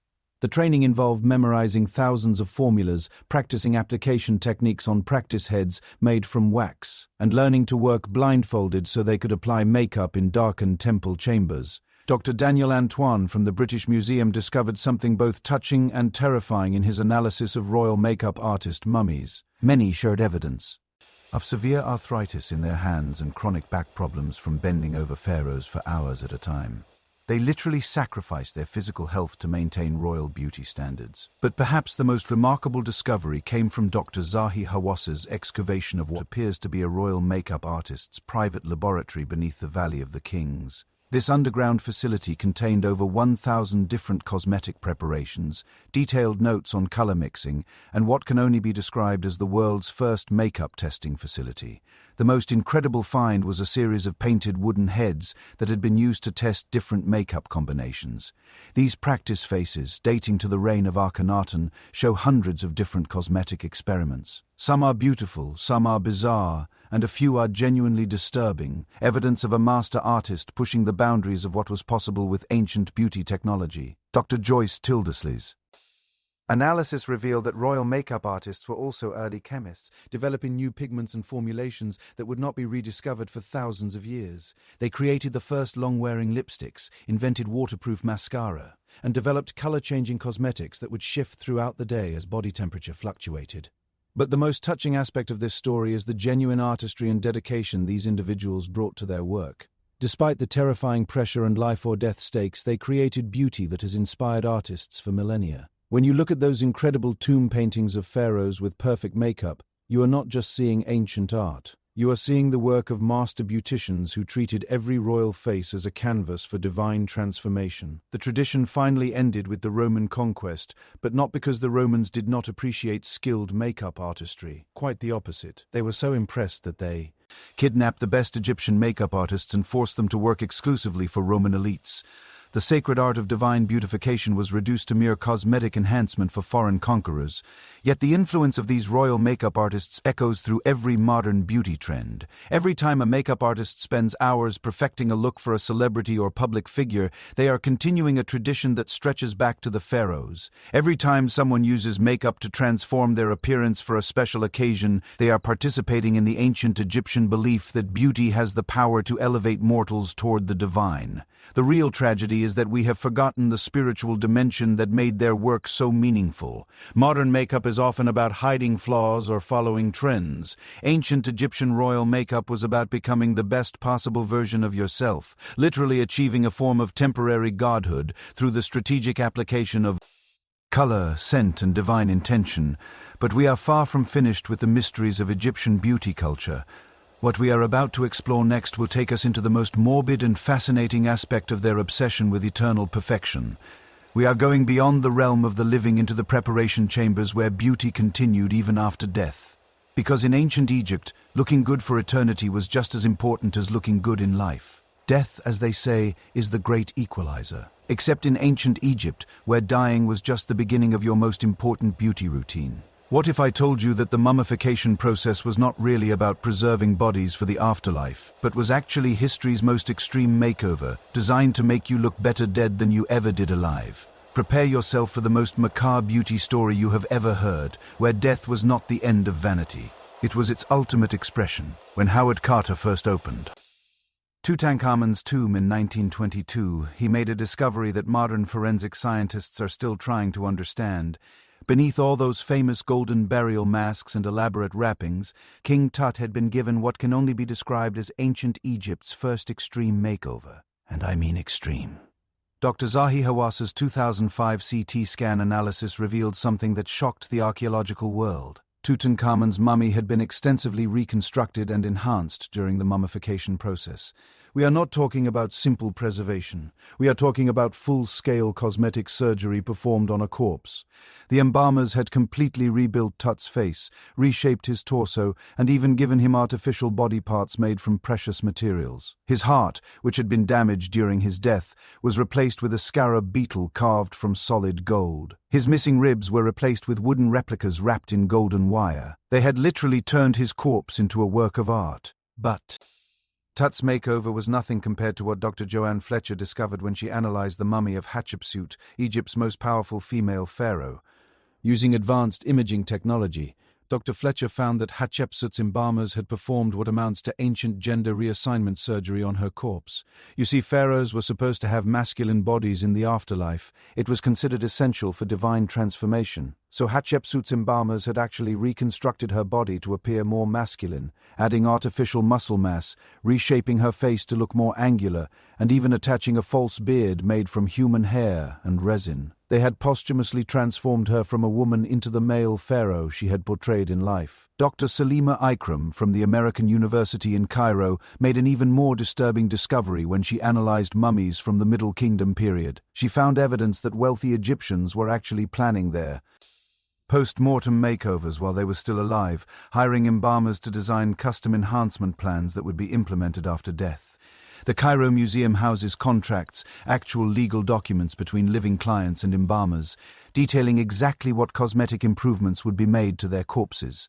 One contract, translated by Dr. Richard Jasno from Johns Hopkins University, specifies that a wealthy merchant wanted his weak chin strengthened with carved ivory, his thin hair replaced with thick locks from a lion's mane, and his pale complexion enhanced with golden powder mixed into the preservation oils. Think about that level of vanity and forward planning. This man was literally designing his ideal appearance to be implemented after his death. It is like pre-ordering plastic surgery for your corpse. But the most shocking discovery came from Dr. Andreas Nerlich's analysis of royal mummies at the University of Munich. He found evidence that embalmers were performing what he calls beauty autopsies, detailed post-mortem examinations to identify every physical flaw that needed to be corrected during mummification. These were not medical examinations. They were cosmetic consultations with dead people. Embalmers would catalog every imperfection, scars, birthmarks, asymmetrical features, signs of aging, and then spend months carefully correcting each one during the preservation process. The techniques they used were absolutely incredible. Dr. Joyce Tildesley from the University of Manchester discovered that royal embalmers had developed a process called divine reconstruction, where they would completely disassemble a body, enhance or replace every single part, and then reassemble it like some kind of ancient Egyptian Frankenstein's monster, but beautiful. They would remove all the organs, treat them separately with different preservation techniques depending on their intended afterlife function, and then reinstall them in configurations that were considered more aesthetically pleasing. The liver might be repositioned, the kidneys reshaped, and the lungs treated with different chemicals to achieve the perfect internal color palette. But the most bizarre aspect was the facial work. Dr. Aidan Dodson from the University of Bristol found evidence that embalmers were performing full facial reconstructions on mummies using techniques that modern plastic surgeons are still trying to understand. They would remove the brain through the nose, not just to prevent decay, but to make room for divine filling that would give the skull a more pleasing shape. Then they would rebuild the entire face from the inside out, using a combination of linen, resin, sawdust, and precious materials to create the perfect posthumous appearance. The Metropolitan Museum of Art houses X-rays of royal mummies, showing that their eye sockets were filled with artificial eyes made from obsidian and gold. Their lips were plumped with resin injections, and cheeks were enhanced with pads made from linen and precious oils. They were getting ancient Botox and fillers administered by embalmers. But perhaps the most shocking discovery was made by Dr. Melinda Hartwig when she analyzed the mummy of Ramses II. Beneath his wrappings, she found evidence that his embalmers had given him a complete body makeover that would make modern cosmetic surgeons weep with envy. They had enhanced his muscle definition using carved wooden inserts, given him a more athletic physique by redistributing his body fat, and even enhanced his masculine attributes using specially crafted additions made from precious materials. Ramses II had been given the ancient Egyptian equivalent of a full-body cosmetic enhancement, performed entirely after death. The attention to detail was obsessive. Dr. Christian Amatar from the École Normale Supérieure analyzed the chemical composition of mummy wrappings and found that different parts of the body were treated with different cosmetic preparations. The face received the most expensive treatments, including applications of real gold powder and crushed pearls, while less visible areas got more basic preservation. But here is where the story gets really wild. They were also doing cosmetic dentistry on corpses. Dr. Andreas Nerlich found mummies with artificial teeth made from ivory and gold, dental implants that were installed post-mortem, and even orthodontic work designed to give the deceased a perfect smile for eternity. One mummy, known as the Smiling Lady of Saqqara, had her entire set of teeth replaced with carved ivory replicas that were so perfectly crafted they were actually an improvement over her original teeth. She literally got a complete dental makeover after death. The psychological aspect of this obsession is what really gets to me. These people were so concerned about their appearance in the afterlife that they were willing to pay fortunes for cosmetic work that they would never actually see or enjoy. It was vanity extended into eternity. The ultimate expression of the belief that beauty was more important than life itself. Dr. Gay Robbins from Emory University found evidence that some wealthy Egyptians would actually visit embalmers while alive to preview their post-mortem makeovers. They had developed a process using wax models, where clients could see exactly how they would look as beautifully enhanced mummies. Can you imagine that consultation? Well, Mrs. Ankissinamon, here is how we will improve your cheekbones after you die, and we are thinking of giving you a more elegant nose profile. What do you think? It is simultaneously fascinating and deeply disturbing. The cost of these post-mortem makeovers was absolutely staggering. Dr. David Silverman from the University of Pennsylvania calculated that a full royal mummification with cosmetic enhancements cost the equivalent of $8.7 million in today's money. That is more expensive than most people's entire lifetime. Earning potential spent on looking good while dead. But perhaps the most tragic aspect of this story is how it reveals the depth of ancient Egyptian anxiety about physical appearance. These were people so insecure about their looks that they could not bear the thought of being imperfect, even in death. They would rather spend a fortune on corpse cosmetics than risk being ugly for eternity. Dr. Daniel Antoine from the British Museum made a discovery that perfectly encapsulates this obsession. He found mummies that had been buried with mirrors, presumably so they could check their appearance in the afterlife. They had literally taken their vanity with them to the grave. The tradition finally declined during the Roman period, not because people became less vain, but because Roman burial customs did not allow for the extensive body modification that Egyptian mummification required. The art of post-mortem beauty enhancement was essentially banned by foreign occupiers who did not understand its spiritual significance, yet the psychological drive behind these practices, the desire to present our best possible selves even in death, remains with us today. Modern funeral directors still practice a form of cosmetic enhancement on the deceased, using makeup and reconstruction techniques to help families say goodbye to loved ones who look peaceful and beautiful. The difference is that we do it for the comfort of the living, while the ancient Egyptians were doing it for the benefit of the dead themselves. They genuinely believed that looking good in death was essential for happiness in the afterlife. Now, as we continue to explore the darker side of Egyptian beauty culture, we are about to encounter a topic that might hit closer to home than you would expect. We are diving into the world of ancient body image anxiety, eating disorders, and the psychological pressure that came with living in a civilization where physical perfection was not just desired. It was considered immoral. Obligation. Sometimes the most shocking historical revelations come from the smallest details. A single word carved into limestone, a pattern in burial goods, or the way bodies were positioned in tombs. What I am about to share with you might be the most heartbreaking chapter in our journey through ancient Egyptian beauty culture, because it reveals that the pressure to be physically perfect drove people to extremes that would be tragically familiar to anyone struggling with body image today. The ancient Egyptians did not just have beauty standards. They had beauty commandments that could destroy lives, families, and futures with ruthless efficiency. Dr. Joyce Tildesley from the University of Manchester made a discovery in 2003 that fundamentally changed how we understand ancient Egyptian society.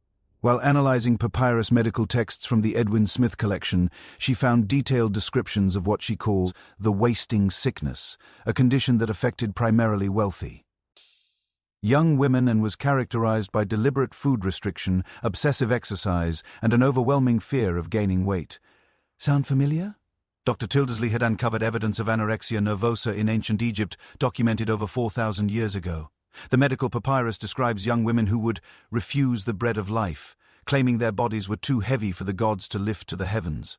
It details treatment protocols that included force-feeding, physical restraint, and what we would now recognize as early forms of psychological counseling. The ancient Egyptians had identified and were treating eating disorders millennia before modern medicine understood they existed. But this was not an isolated problem. Dr. Rime Friedman from the British Museum analyzed over 1,000 mummies from various periods and found evidence of malnutrition-related health problems in approximately 23% of young women from wealthy families. These were not people who could not afford food. They were people who chose not to eat because they believed thinness was essential for spiritual purity. The social pressure was absolutely crushing. According to the Wilbur Papyrus, translated by Dr. Richard Jasnow from Johns Hopkins University, there were detailed social guidelines about acceptable body shapes for different classes and ages. Young unmarried women were expected to maintain what was called the reed figure, so thin that they resembled the papyrus plants growing along the Nile. Dr. Gay Robbins from Emory University discovered tomb paintings that reveal the extent of this body image obsession. Wealthy families would commission artists to paint idealized portraits of their daughters, showing them significantly thinner than they actually were. But here is the disturbing part. Many young women would then try to make their real bodies match these idealized paintings, leading to dangerous weight loss and health problems. The pressure was not just social. It was religious. The pyramid texts analyzed by Dr. Mark Lehner contain passages suggesting that overweight souls might be too heavy for the gods to lift into the afterlife. Imagine being told that your eternal salvation depended on maintaining a specific body weight. The psychological impact must have been devastating. Dr. Zahi Hawass found evidence of what he calls beauty competitions at various Egyptian temples, where young women would be judged on their physical appearance according to strict divine standards. Winners received social prestige and marriage prospects, while those deemed insufficiently attractive faced public humiliation and family shame. But the most heartbreaking discovery came from Dr. Andreas Nerlich's analysis of mummies at the University of Munich. He found the remains of several young women who had clearly died from starvation-related complications. Yet they had been buried with elaborate cosmetics and jewelry, suggesting their families still considered them beautiful even in their extremely emaciated state. One mummy discovered Adair el-Bahari weighed only 68 pounds at the time of death, but was buried with a golden mirror and an inscription that read, "She who perfected herself for the gods."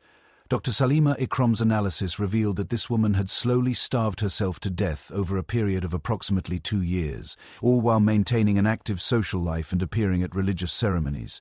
The methods these ancient women used to maintain extreme thinness were both ingenious and terrifying. The Ebers Papyrus contains recipes for what Dr. Barbara Adams calls hunger suppressants, herbal mixtures designed to eliminate appetite. Chemical analysis revealed that these contained compounds that are still used in modern diet pills, but in concentrations that would be considered dangerously high today. Dr. Christian Amatar from the École Normale Supérieure found evidence that wealthy Egyptian women were using a plant called desert lily to induce vomiting after meals. They had essentially invented bulimia as a weight control method, complete with elaborate rituals to hide the practice from family members. The psychological impact extended beyond just eating. Dr. Daniel Antoine from the British Museum found mummies with evidence of excessive exercise, worn joint surfaces, stress fractures, and muscle development patterns that suggest obsessive physical activity. These women were not just starving themselves, they were exercising to dangerous extremes while consuming inadequate nutrition. But perhaps the most disturbing aspect was the way this obsession affected relationships within families. The Papyrus Brooklyn contains correspondence between mothers and daughters that reveals the generational transmission of body image anxiety. One letter dated to approximately 1600 BCE contains a mother's advice to her daughter. Remember that the gods prefer their servants light as feathers. A heavy daughter brings shame to her father's house and reduces her value in the marriage market. Think about receiving that kind of message from your own mother. Dr. Joyce Tildesley found evidence that some families would actually put their daughters on forced starvation diets if they were considered too heavy for advantageous marriages. We are talking about parents deliberately malnourishing their own children in the name of social advancement. The economic pressure made everything worse. Dr. David Silverman from the University of Pennsylvania calculated that maintaining the ideal red figure required a lifestyle that consumed approximately 40% of a wealthy family's income. The special foods, exercise equipment, personal trainers, and medical supervision needed to achieve and maintain extreme thinness was incredibly expensive, creating additional stress and family tension. Dr. Andrea McDowell discovered at Deir el Medina that there were actually professional body shapers, specialists, whose job was to help wealthy women achieve and maintain the ideal figure through a combination of diet, exercise, and what can only be described as ancient personal training. These professionals charged enormous fees and had waiting lists months long. But the most tragic cases involved young women who developed what Dr. Andreas Schmidt calls beauty madness, a psychological condition where the pursuit of physical perfection became so obsessive that it consumed every aspect of their lives. The Cairo Museum houses personal items from one such case, a young woman who possessions included 47 different measuring devices for checking body dimensions, detailed daily logs of food consumption, and exercise equipment that showed signs of obsessive overuse. Her diary, translated by Dr. Geraldine Pinch from Oxford University, contains entries that are heartbreakingly familiar to anyone who has struggled with body image. I am too heavy for beauty, too thick for divine favor. Each day I must become less, so that my spirit may become more.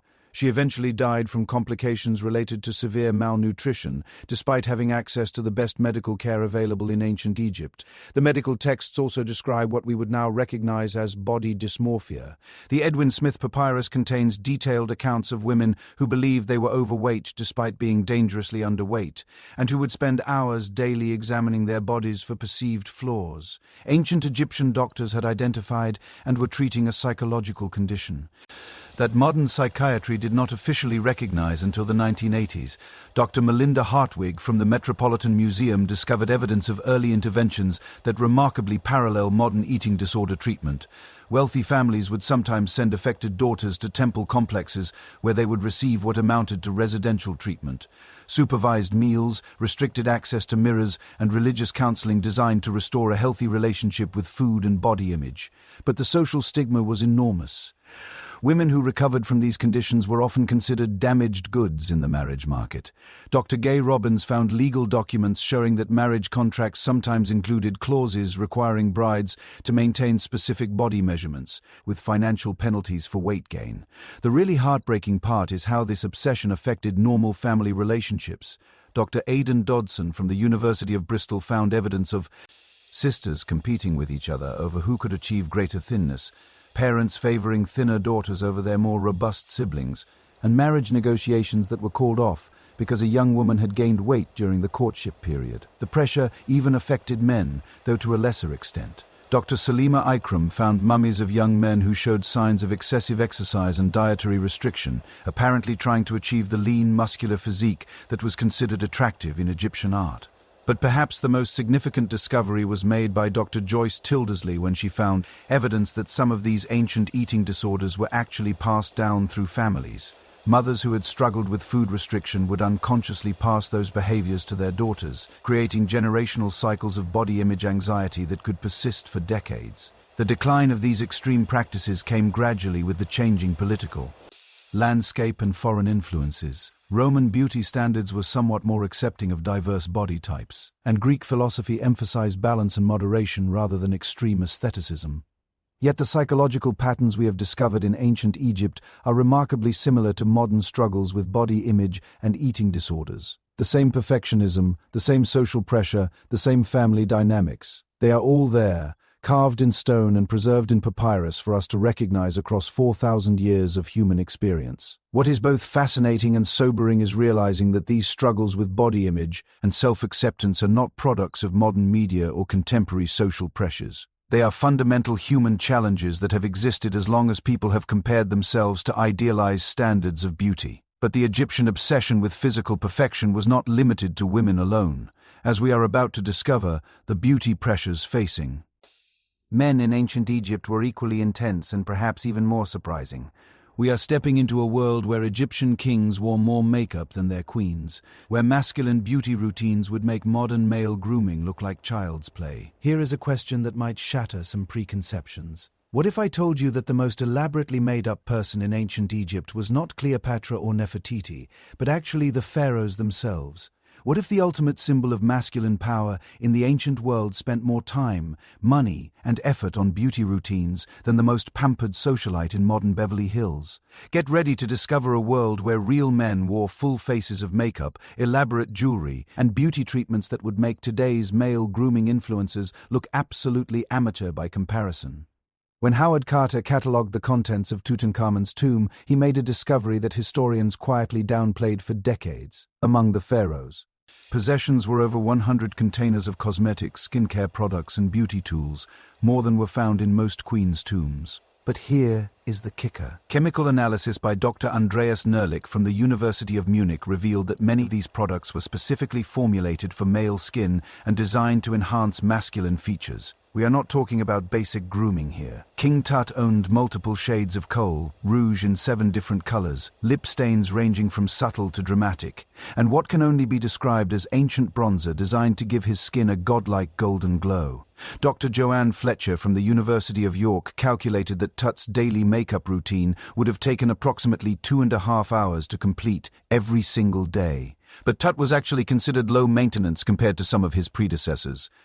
Dr. Melinda Hartwig from the Metropolitan Museum analyzed artistic depictions of Ramses II and found evidence that this Legendary pharaoh wore makeup so elaborate it required a team of 4 specialists working in coordination. The tomb paintings show him with perfectly contoured cheekbones, dramatically lined eyes that extended well beyond his natural first shape, and lips that were clearly enhanced with multiple colors and textures. The Egyptian concept of masculine beauty was radically different from modern Western ideals. According to the pyramid texts, analyzed by Dr. Mark Lehner, pharaohs were expected to embody divine perfection, which meant their appearance had to transcend normal human limitations. They were not just men, they were living gods, and gods needed to look the part. Dr. Zahi Hawass discovered at Saqqara what he calls the divine masculinity protocols, detailed instructions for how pharaohs should enhance their appearance for different religious ceremonies. These were not simple grooming tips. They were complex beauty procedures that would make modern drag artists weep with envy. For the daily sunrise ceremony, pharaohs wore what was called Ra's glory makeup, golden eye shadow that extended from the inner corners of their eyes to their temples, bronze lip color, and rouge applied in specific patterns that mimicked the sun's rays. The process required 37 different products and took over 3 hours to apply correctly. But the most elaborate was the transformation of Horus makeup used during major religious festivals. Dr. Gay Robbins from Emory University found detailed descriptions of this process in temple inscriptions. It involved painting the pharaoh's entire face with intricate patterns using 5 different colors of makeup, applying false eyelashes made from genuine falcon feathers, and creating a divine beard using a combination of real hair and precious metal threads. The psychological pressure on pharaohs to maintain perfect masculine beauty was absolutely crushing. Dr. Joyce Tildesley from the University of Manchester found evidence that pharaohs would sometimes refuse to appear in public if they had minor skin imperfections, leading to political crises when important ceremonies had to be postponed because the king had a pimple. One particularly fascinating case involves Akhenaten, the heretic pharaoh who revolutionized Egyptian art and religion. Dr. Barry Kemp's excavations at Tel El Amarna revealed that Akhenaten owned the most extensive collection of male cosmetics ever discovered. We are talking about over 300 individual beauty products, including experimental formulations that were apparently created specifically for his unique facial features. But here is where it gets really interesting. Akhenaten's revolutionary artistic style, which showed more realistic and androgynous human figures, might have been partly motivated by his own relationship with beauty standards. Dr. Aidan Dodson from the University of Bristol suggests that Akhenaten's artistic reforms were as much about creating new standards of masculine beauty as they were about religious change. The competitive aspect of male beauty in ancient Egypt was intense.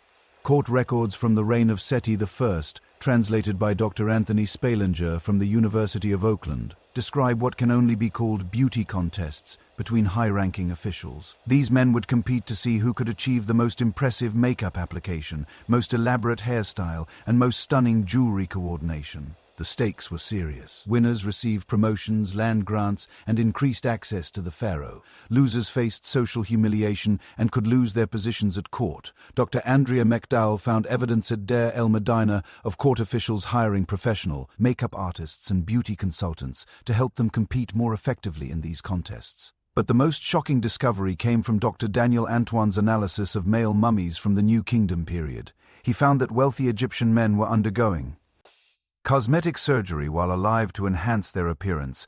We are talking about nose jobs, cheek implants, and even early forms of hair transplants. Using techniques that modern plastic surgeons are still trying to understand, the procedures were incredibly sophisticated. Dr. Andreas Schmidt from the Max Planck Institute found evidence that Egyptian surgeons were performing rhinoplasty using techniques that would not be redeveloped in Europe until the Renaissance, and even performing early forms of eyelid surgery to create the perfect masculine aesthetic. The recovery time masculine aesthetic. The recovery time must have been brutal. Texts describe men taking weeks off from their official duties to heal from cosmetic procedures, during which they would wear elaborate masks to hide their swelling and bruising. Dr. Barbara Adams from the Petrie Museum found evidence of specialized healing makeup designed to camouflage surgical sites during recovery. But perhaps the most fascinating aspect of Egyptian male beauty culture was their approach to aging. Dr. Christian Amatar from the École Normale Supérieure analyzed cosmetic formulations specifically, designed for mature men, and found sophisticated anti-aging treatments that rival modern skincare science. Egyptian men were using chemical peels made from fruit acids, anti-wrinkle treatments containing compounds that modern research has validated as effective, and hair dyes that were so advanced they could create natural-looking color gradations. The Cairo Museum houses cosmetic containers belonging to a 60-year-old court official whose hair was dyed in 7 different shades of brown and black to create the illusion of natural variation. The social expectations around male grooming were absolutely rigorous. The Wilbur Papyrus contains detailed guidelines for how men of different social classes should maintain their appearance. Lower-ranking officials were required to spend at least 1 hour daily on grooming, while high court officials were expected to dedicate 3 to 4 hours every day to their beauty routines. Dr. Salima Ikram from the American University in Cairo found evidence that Egyptian fathers would begin training their sons in makeup application and skincare from age 10. By adolescence, wealthy young men were expected to master complex cosmetic techniques that would serve them throughout their careers in government or temple service. The economic impact was staggering. Dr. David Silverman from the University of Pennsylvania calculated that high-ranking Egyptian men typically spent 25 to 30% of their annual income on beauty products, cosmetic procedures, and appearance maintenance. That is more than most modern people spend on housing, but the pressure took a psychological toll. Dr. Geraldine Pinch from Oxford University found papyrus letters between Egyptian men expressing anxiety about their appearance that sounds remarkably modern. One letter dating to approximately 1400 BCE contains this plaintive passage. "My friend, I fear that age is stealing my beauty faster than I can restore it. Each morning I see new imperfections that yesterday were hidden. How can a man maintain divine favor when his face betrays his mortality?" The most extreme cases involved what Dr. Andreas Nerlich calls beauty addiction. Men who became so obsessed with their appearance that they would spend entire days applying and reapplying makeup, trying different cosmetic combinations, and experimenting with new enhancement techniques. The British Museum houses the personal effects of one such individual, a court scribe whose possessions included 89 different cosmetic products, 23 different mirrors, and detailed daily logs of his beauty routine that stretch over 7 years. His final entries, written just days before his death, still focus obsessively on achieving the perfect eyebrow arch and ideal lip color. Perhaps the most touching discovery was made by Dr. Joyce Tildesley when she found evidence that some Egyptian men were teaching their beauty techniques to their sons as a way of bonding and passing on cultural knowledge. Father-son makeup sessions were apparently common among the upper classes, with elaborate tutorials being passed down through generations like family recipes. The decline of elaborate male beauty culture came with the Roman conquest, when more restrictive ideas about masculine appearance were imposed on Egyptian society. Roman beauty standards emphasized what they considered more natural, masculine traits, effectively ending thousands of years of Egyptian male grooming traditions. Yet the influence of Egyptian male beauty culture echoes through history. Many of the cosmetic techniques, skincare formulations, and aesthetic principles developed for Egyptian men were preserved and eventually influenced Renaissance grooming practices, which in turn shaped modern men's skincare and cosmetic industries. Today, as male grooming becomes increasingly sophisticated and socially accepted, we are essentially rediscovering principles that Egyptian men mastered thousands of years ago. That taking care of your appearance is not vanity, it is self-respect, and that beauty enhancement is not about gender. It is about presenting the best possible version of yourself to the world. But male beauty standards were just one aspect of a larger social hierarchy that used appearance as a weapon of class warfare. As we dive deeper into the societal implications of Egyptian beauty culture, we are about to uncover how physical appearance became the foundation of a system so rigid and brutal that it could determine not just your social status, but literally whether you lived or died. If you think modern social media has created toxic beauty competition, wait until you hear how ancient Egyptian beauty standards literally turned appearance into a weapon of mass social destruction. What I am about to reveal is not just about vanity or fashion. It is about how an entire civilization weaponized physical appearance to create the most rigid, brutal, and psychologically devastating class system in human history.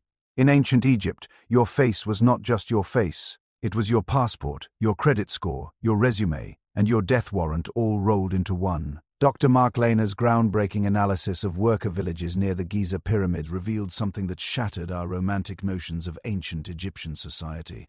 When his team examined the remains of pyramid builders, the people who literally created one of the world's wonders, they found evidence of deliberate aesthetic discrimination so systematic it amounted to apartheid based on appearance. The workers were divided into strict hierarchical groups based entirely on their physical attributes and grooming standards. The supervisors, identifiable by their elaborate burial goods, had access to cosmetics, dental care, and body modification. The laborers, buried in simple graves, showed no evidence of any beauty enhancement whatsoever. They had created a caste system where your ability to access beauty treatments determined your entire social trajectory. But this was not just about having nice things. Dr. Gay Robbins from Emory University discovered papyrus documents that reveal beauty standards used as a form of social control so sophisticated it would make modern dystopian novels seem optimistic. There were actual laws written into legal codes that restricted access to certain cosmetics, hairstyles, and clothing based on social class. The Wilbur Papyrus contains what Dr. Richard Jasnow from Johns Hopkins University calls appearance regulations that are breathtaking in their detail and cruelty. Servants were legally forbidden from wearing makeup that made them appear too attractive, as this was considered a form of fraud that could deceive potential marriage partners. About their true social status, let me paint you a picture of how this played out in daily life. Dr. Andrea Mekdal's analysis of Deir el Medina village records shows that a servant who was caught wearing unauthorized makeup could face punishments ranging from public humiliation to physical mutilation. There are documented cases of people having their eyebrows permanently removed for wearing kohl without permission. But the upper classes were not just maintaining their beauty privilege. They were actively sabotaging anyone who tried to cross class boundaries through appearance enhancement. Dr. Joyce Tildesley from the University of Manchester found evidence of what she calls beauty espionage. Wealthy families hiring spies to monitor lower-class individuals who might be trying to improve their appearance beyond their social station. The most shocking example involves a woman named Nebit, whose story is documented in court records from the reign of Amenhotep III. Nebit was a talented weaver who had saved enough money to buy basic cosmetics and improve her appearance. When she began attracting attention from men above her social class, a group of wealthy women conspired to have her accused of theft, claiming she must have stolen the money to afford her beauty treatments, since someone of her class could not possibly afford them legitimately. Nebit was convicted and sentenced to have her face branded, permanently marking her as a criminal and destroying any possibility of social advancement through marriage or other means. Dr. Aidan Dodson from the University of Bristol found that this was not an isolated case. Beauty-related false accusations were a common tactic used by the upper classes to maintain social boundaries.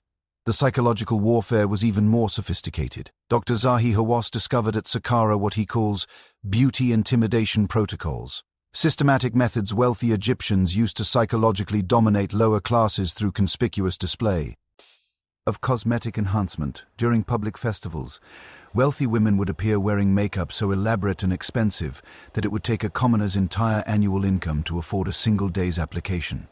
This was not just showing off. It was a calculated demonstration of social power designed to remind everyone exactly where they stood in the hierarchy. The most brutal example was something called the humiliation of mirrors. Dr. Geraldine Pinch from Oxford University found evidence that wealthy Egyptians would sometimes force their servants to look at themselves in polished metal mirrors while standing next to their elaborately made-up employers. The psychological impact of this forced comparison was so devastating that several servants are recorded as having attempted suicide after these sessions. But the class warfare went beyond just individual cruelty. It was institutionalized in ways that would make modern sociologists weep. Dr. Daniel Antoine from the British Museum analyzed burial sites across different social strata and found that the beauty gap between classes was actually widening over time, not narrowing. In the Old Kingdom, there was some social mobility based on merit and achievement. But by the New Kingdom, beauty standards had become so elaborate and expensive that crossing class boundaries became virtually impossible. The cosmetic industry had essentially created a closed system where only the wealthy could afford to look wealthy, trapping everyone else in permanent aesthetic poverty. The mathematical precision of this system is astounding. Dr. David Silverman from the University of Pennsylvania calculated that during the height of the New Kingdom, a lower-class person would need to work for approximately 847 years to afford the cosmetic treatments that a wealthy person used in a single month. The beauty gap was not just wide. It was astronomically, impossibly vast. But perhaps the most heartbreaking aspect was how this system destroyed family relationships. Dr. Salima Ikram from the American University in Cairo found evidence of families being torn apart when one member achieved unexpected social advancement and gained access to better beauty treatments. The case of a man named Amenemheb, documented in the Papyrus Brooklyn, illustrates this tragedy perfectly. Amenemheb was a talented scribe who earned a promotion that gave him access to higher quality cosmetics and grooming. When he returned to his village for his father's funeral, his own family did not recognize him and initially refused to believe he was related to them. His transformation through beauty enhancement had been so complete that it severed his connection to his origins. The competitive pressure within social classes was equally destructive. Dr. Melinda Hartwig from the Metropolitan Museum found evidence of what she calls beauty arms races within wealthy communities, where families would bankrupt themselves trying to maintain cosmetic superiority over their neighbors. One papyrus business record describes a wealthy merchant who sold his entire estate to afford a single elaborate wig for his daughter's wedding, believing that this display of beauty would secure an advantageous marriage alliance. The marriage fell through when a rival family appeared with an even more expensive hairpiece, and the merchant's family was left destitute. But the most insidious aspect of this system was how it convinced people that their social position was natural and deserved.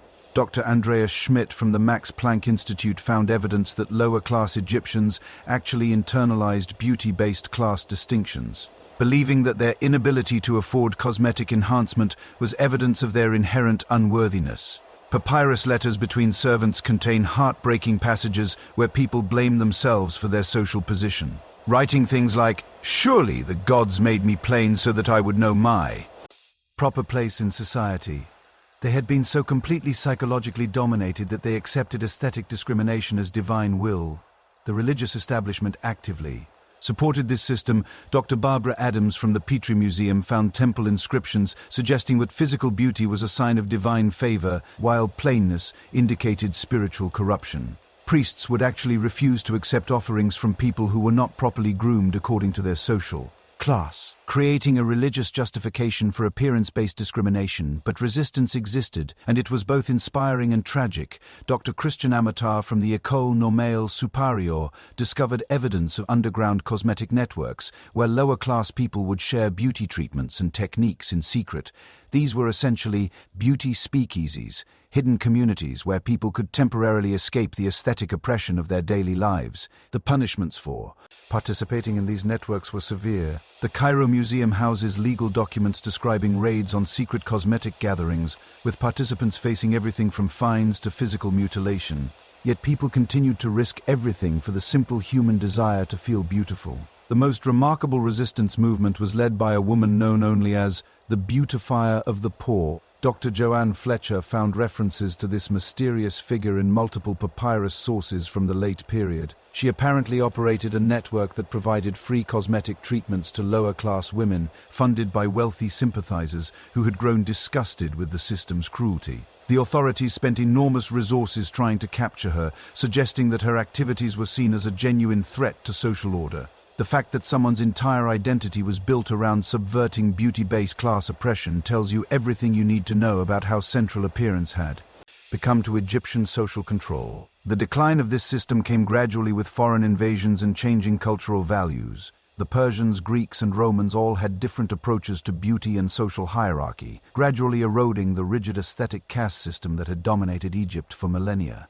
Yet the psychological patterns established by Egyptian beauty-based class warfare echo through history. Every society that has used appearance as a marker of social worth, every culture that has denied access to beauty enhancement based on economic status, every system that has convinced people their physical appearance determines their social value, they are all following a template that ancient Egypt perfected thousands of years ago. What is both remarkable and disturbing is how little has fundamentally changed. We still live in societies where access to beauty enhancement correlates strongly with social and economic success. We still judge people's worth based on their... We still use cosmetic access as a form of social sorting that can determine life outcomes. The ancient Egyptians just had the honesty to make it official policy instead of pretending it does not happen. As we approach the culmination of our journey through Egyptian beauty culture, we are about to witness the spectacular failures that brought this entire system crashing down. Because when you build a civilization on the foundation of impossible aesthetic standards, eventually reality comes calling with a bill that no amount of cosmetics can pay. Sometimes the most important lessons come from the biggest failures. And ancient Egypt's beauty obsession produced some catastrophes so spectacular they make modern makeup mishaps look like minor inconveniences. What we are about to explore is not just about vanity gone wrong. It is about how the relentless pursuit of impossible beauty standards led to disasters that toppled dynasties, sparked rebellions, and literally changed the course of human history. Buckle up, because these beauty fails were legendary in the worst possible way. Let us start with what Dr. Zahi Hawass calls the Great Wig Catastrophe of 1323 BCE. A disaster so absurd it sounds like ancient comedy, but the consequences were deadly serious. During a major religious festival honoring the goddess Hathor, Queen Ankhesenamun appeared wearing a ceremonial wig that was so elaborate it required its own structural support system. The wig, according to court records discovered at Amarna by Dr. Barry Kemp, stood nearly 4 feet tall and contained live birds, flowing water features, and mechanical elements that were supposed to move during the ceremony. Dr. Andreas Nerlich from the University of Munich analyzed the remains of this contraption and found that it weighed approximately 67 pounds, more than many modern teenagers. Here is where things went spectacularly wrong. Midway through the ceremony, the support structure failed. The entire collapsed, crushing several priests, releasing dozens of panicked birds into the sacred temple and flooding the ceremonial area with the water features. Queen Ankhesenamun was knocked unconscious and had to be carried away, but not before the crowd had witnessed what they interpreted as the gods rejecting her offering. Dr. Gay Robbins from Emory University found that this single cosmetic disaster triggered a religious crisis that lasted for months. People interpreted the wig collapse as divine disapproval of the royal family, leading to riots, tax rebellions, and ultimately contributing to the political instability that marked the end of the Amarna period. But mechanical failures were nothing compared to the chemical disasters that plagued Egyptian beauty culture. Dr. Christian Amater from the École Normale Supérieure discovered what he calls the purple face epidemic of 1567 BCE, a cosmetic catastrophe that affected hundreds of wealthy women simultaneously. A popular makeup artist named Kati had developed what he claimed was a revolutionary new rouge made from divine flowers imported from the land of Punt. Chemical analysis by Dr. Amatar revealed that this divine rouge was actually made from a plant that contained high levels of a compound that reacts with sunlight to produce a permanent purple stain. The disaster unfolded during the Opit festival, when hundreds of wealthy women wearing Kati's rouge were exposed to bright sunlight during the outdoor ceremonies. Within hours, their faces had turned a vivid purple that would not wash off. Dr. Joyce Tildersley from the University of Manchester found papyrus accounts describing the scene. The noble ladies appeared as if they had been bruised by the gods themselves, their faces the color of dark grapes. The social consequences were devastating. These women could not appear in public for months while the staining gradually faded. Many marriages were called off, business deals fell through, and some families faced financial ruin because their female members could not fulfill social obligations. Dr. Andrea McDowell found evidence that several of the affected women attempted suicide rather than face the public humiliation.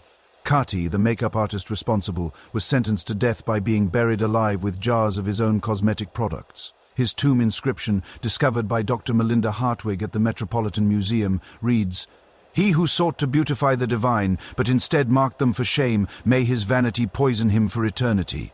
But perhaps the most shocking beauty disaster involved Queen Nefertiti herself. Dr. Joanne Fletcher from the university of York made a discovery that has been quietly discussed among Egyptologists for years but rarely shared with the public.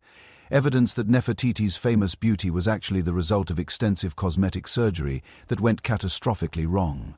Analysis of Nefertiti's possible mummy reveals evidence of multiple surgical procedures on her face, including what appears to be an ancient rhinoplasty that became severely infected.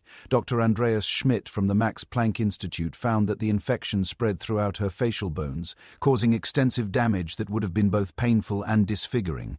The famous bust of Nefertiti that we all know and love might actually be propaganda, an idealized portrait created to hide the reality of her surgical disasters. Dr. Aidan Dodson from the University of Bristol found evidence that in her later years, Nefertiti rarely appeared in public and always wore elaborate makeup and veils when she did. The psychological impact of this transformation apparently drove Nefertiti to increasingly desperate beauty treatments. Dr. Daniel Antoine from the British Museum found evidence that she was using cosmetics with lead concentrations so high they would have caused neurological damage, personality changes, and eventual death. But individual disasters pale in comparison to what Dr. David Silverman from the University of Pennsylvania calls the beauty industry collapse of 1184 BCE, an economic catastrophe triggered by cosmetic overproduction that nearly destroyed the Egyptian economy. During the reign of Ramses III, the cosmetic industry had grown so large that it consumed nearly 60% of Egypt's gold production, 40% of its agricultural output, and employed over 200,000 people in various beauty-related occupations. The system had become completely unsustainable, but no one wanted to admit it because the entire social structure depended on maintaining impossible beauty standards.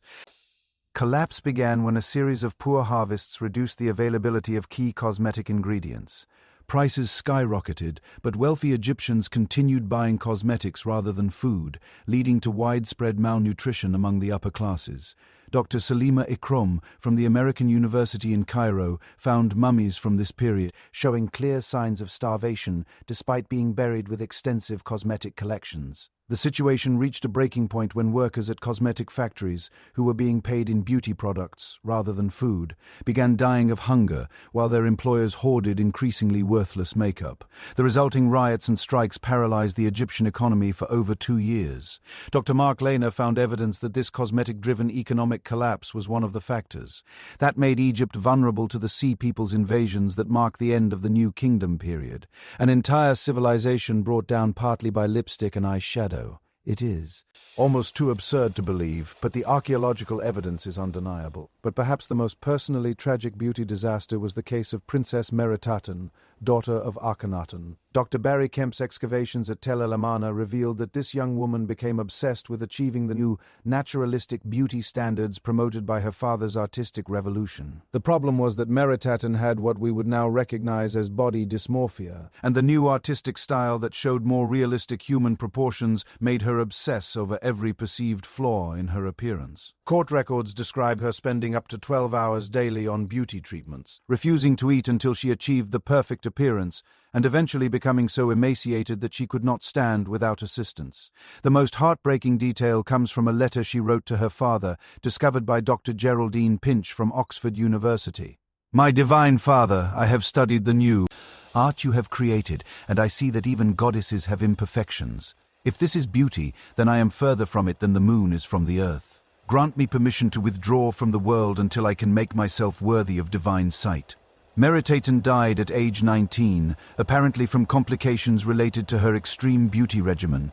Her mummy, if correctly identified, shows evidence of severe malnutrition, chemical poisoning from cosmetic overuse, and what appears to be self-inflicted injuries from obsessive grooming. The pattern repeats throughout Egyptian history.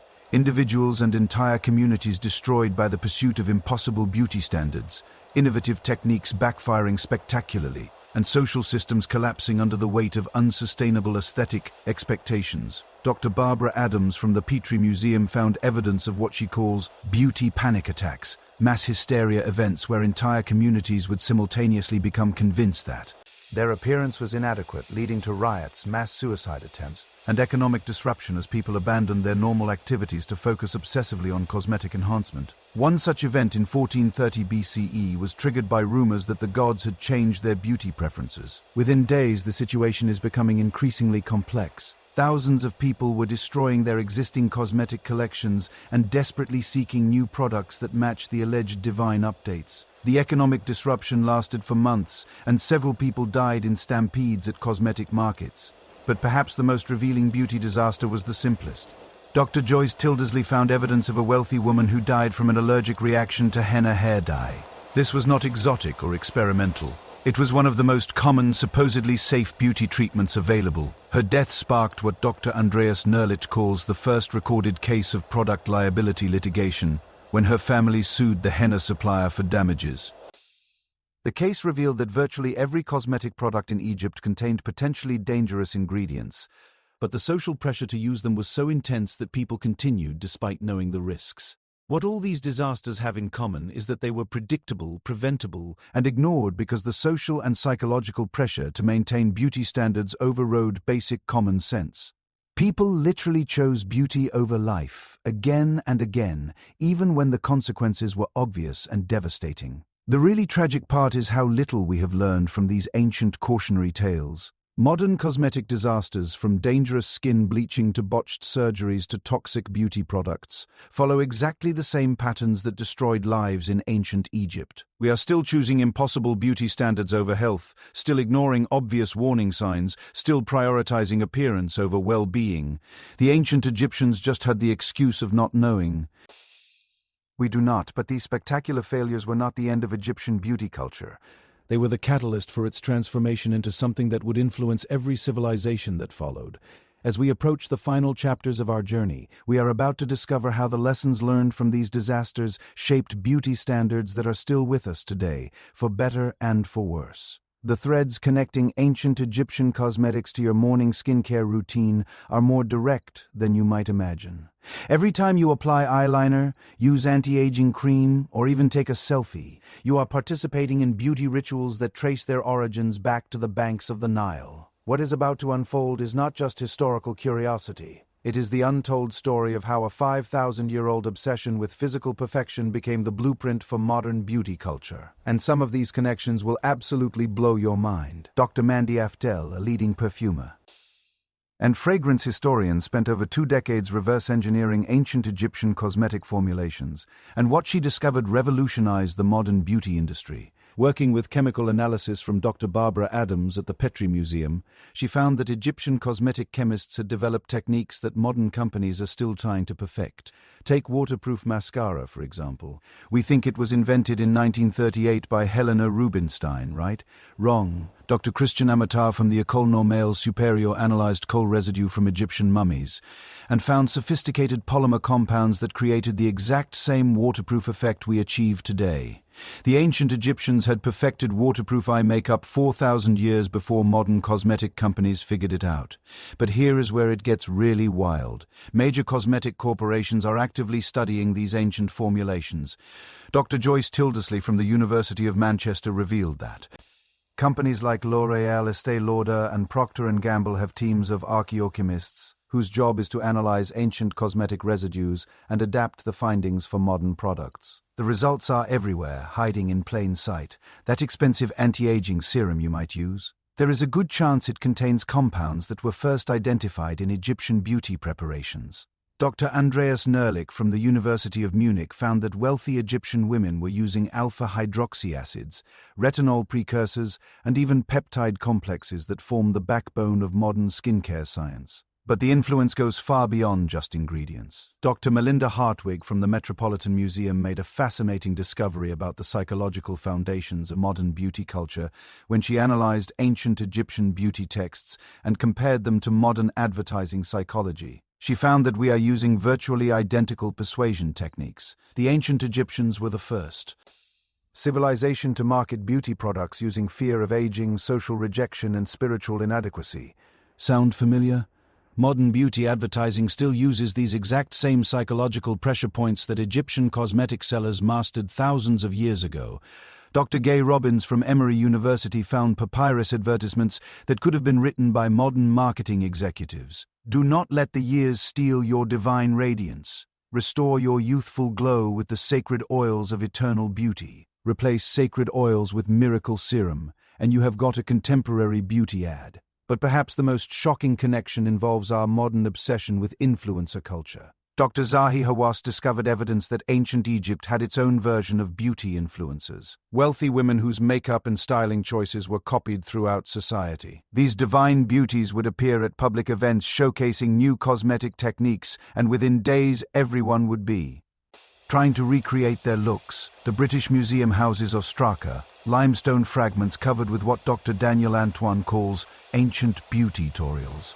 These are detailed instructions for recreating the makeup looks of famous Egyptian women, complete with step-by-step diagrams and ingredient lists. They are basically 4,000-year-old YouTube tutorials written on rocks. The parallels to modern social media are uncanny. Dr. Andrea Mekdal found evidence that these beauty influencers would deliberately create dramatic new looks to maintain public attention, often pushing increasingly extreme styles to stay relevant. Some would even stage public beauty failures to generate sympathy and discussion. They had essentially invented viral marketing through cosmetic controversy.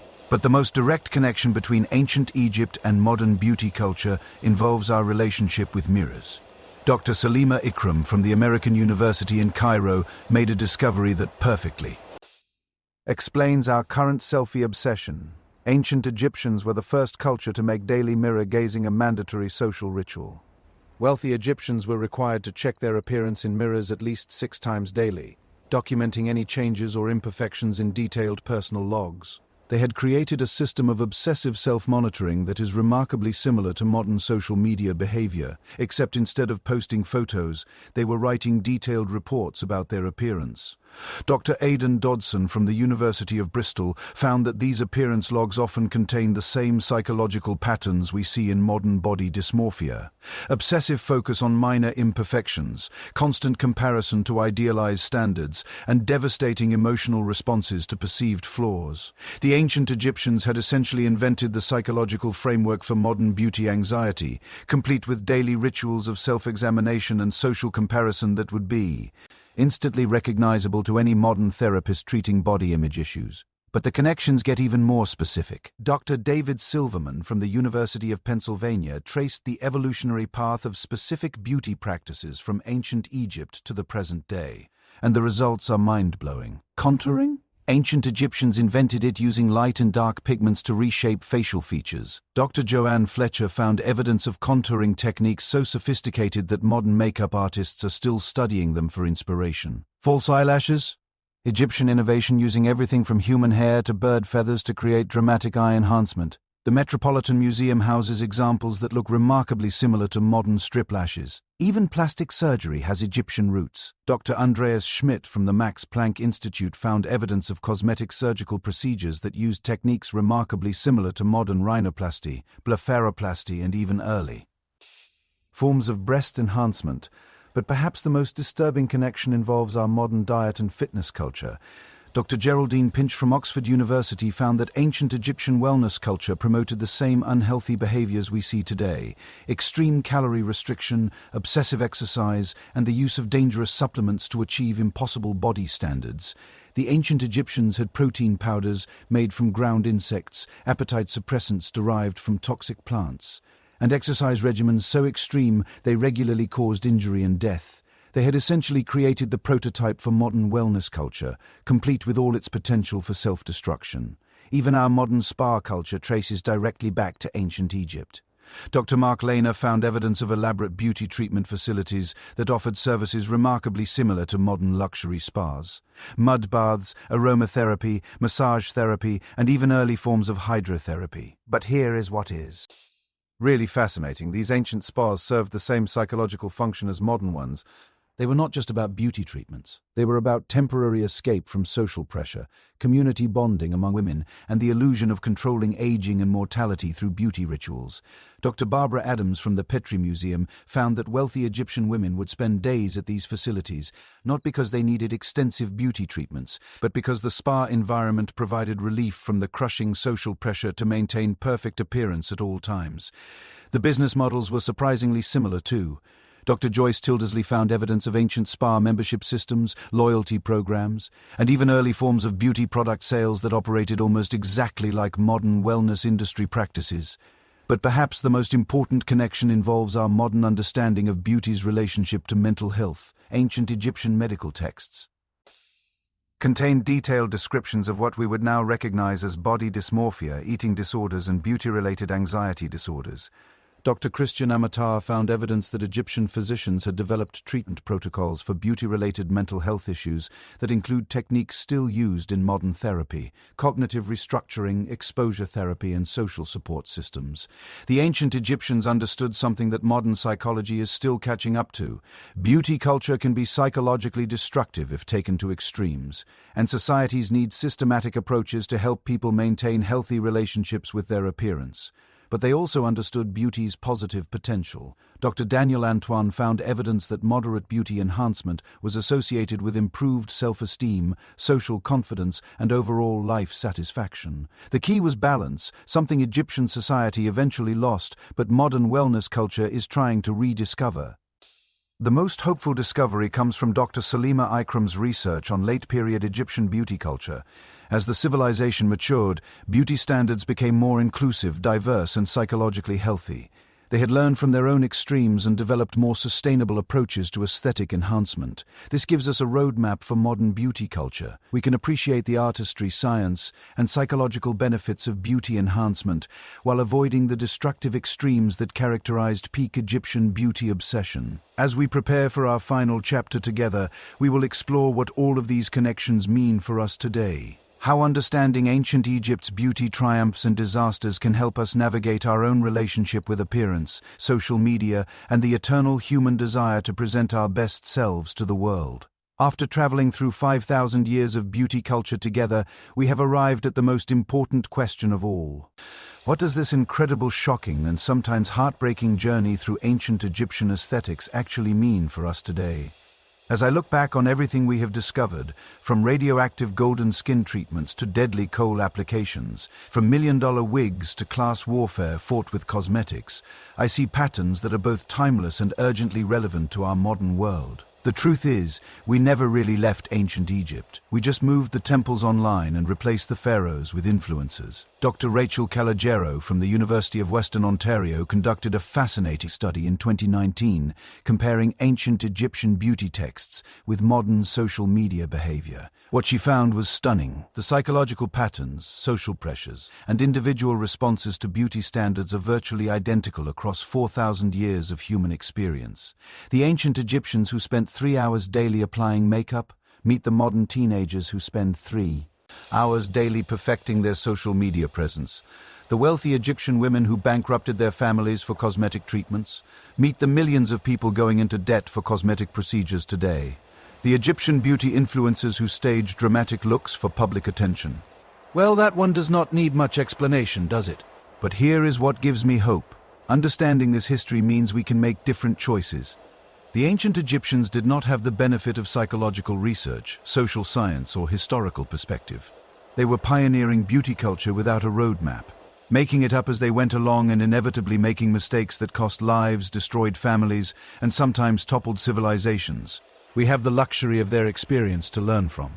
We can see where beauty culture leads when it becomes disconnected from health, happiness, and human dignity. We can recognize the warning signs of a society that values appearance over well-being, and most importantly, we can choose a different path. Dr. Fredrickson and Roberts from the University of Colorado developed what they call objectification theory, which helps explain why both ancient Egyptian and modern beauty cultures can become so destructive. When societies teach people to view themselves primarily as objects to be looked at, rather than subjects with their own thoughts, feelings, and intrinsic worth, the psychological damage can be severe and lasting. But the ancient Egyptians also showed us beauty's incredible positive potential. Dr. Salima Ikram's research revealed that Egyptian beauty culture at its best was about transformation, self-respect, and spiritual connection. It was about honoring the divine spark within yourself and presenting your best self to the world. The difference between healthy and unhealthy beauty culture is not about how much effort you put into your appearance. It is about why you are doing it and how it makes you feel. When beauty enhancement increases your confidence, helps you express your creativity, or simply brings you joy, it is serving a positive function. When it becomes a source of anxiety, financial stress, or self-hatred, it is time to step back and reassess. The ancient Egyptians learned this lesson the hard way. The late-period texts that Dr. Joyce Tildesley analyzed show a civilization that had evolved beyond the destructive extremes of earlier eras. They had developed what we might call sustainable beauty culture. Approaches to aesthetic enhancement that emphasized balance, individual expression, and psychological health. Their final beauty wisdom, carved into temple walls at Philae, reads, "True beauty flows from a spirit at peace with itself. The gods prefer a genuine smile to perfect features, a kind heart to flawless skin, and a confident soul to the most elaborate adornment." That is a lesson worth remembering as we navigate our own beauty landscape, whether we are scrolling through social media, standing in front of mirrors, or making decisions about how to present ourselves to the world. So what can we take from this extraordinary journey? First, that your worth as a human being has absolutely nothing to do with your appearance. The ancient Egyptians got caught in the trap of believing that physical beauty determined spiritual worth, social value, and even chances of eternal salvation. We know better. Your value comes from who you are, not how you look. Second, that sustainable beauty culture is possible. We can appreciate artistry, enjoy enhancement, and take pleasure in aesthetic expression without sacrificing our health, finances, or psychological well-being. The key is maintaining perspective and remembering that beauty is meant to serve us, not the other way around. Third, that the pressure you might feel to look perfect is not personal. It is historical. You are not weak or vain for caring about your appearance. You are human, participating in impulses and anxieties that have existed as long as people have lived in societies. Understanding this can help reduce the shame and self-judgment that often accompany beauty-related struggles. And finally, that you have more power than you realize. Every time you choose self-acceptance over self-criticism, every time you prioritize health over appearance, every time you resist the pressure to pursue impossible standards, you are helping to create a more humane beauty culture for everyone. The ancient Egyptians gave us incredible gifts: the foundations of cosmetic science, the artistry of aesthetic enhancement, and the understanding that beauty can be a form of self-expression and spiritual practice. But they also gave us a cautionary tale about what happens when beauty culture becomes detached from wisdom, compassion, and human values. As you go forward from here, I hope you will remember the lessons hidden in ancient Egyptian beauty culture. Take care of yourself. Enhance your appearance in ways that bring you joy and express your unique aesthetic vision, but do it from a place of self-love, not self-rejection. Do it to honor your authentic self, not to become someone else. And remember that the most beautiful thing about you is not anything you can apply, inject, or surgically enhance. It is the spark of consciousness behind your eyes, the unique way you experience and respond to the world, and the love and kindness you bring to the people around you. The ancient Egyptians spent thousands of years trying to perfect external beauty while sometimes losing sight of internal beauty. We have the opportunity to do better, to create a culture that values both outer and inner enhancement, that supports individual expression while promoting psychological health, and that remembers beauty's ultimate purpose: to add joy, meaning, and connection to human life. Thank you for taking this incredible journey with me through the sands of time and the depths of human nature. Tonight, as you drift off to sleep, remember that you are part of an unbroken chain of people who have looked in mirrors, experimented with enhancement, and sought to present their best selves to the world. You are connected to queens and pharaohs, to artists and innovators, to dreamers and creators who understood that caring for your appearance is one of the many ways humans express love for themselves and respect for others. And as always, I cannot wait to share the next chapter of our historical adventures together. Sweet dreams, and may you wake up feeling as radiant as any ancient Egyptian goddess. Not because of perfect features, but because of the perfect spirit that makes you uniquely, beautifully you. Good night, sweet dreams.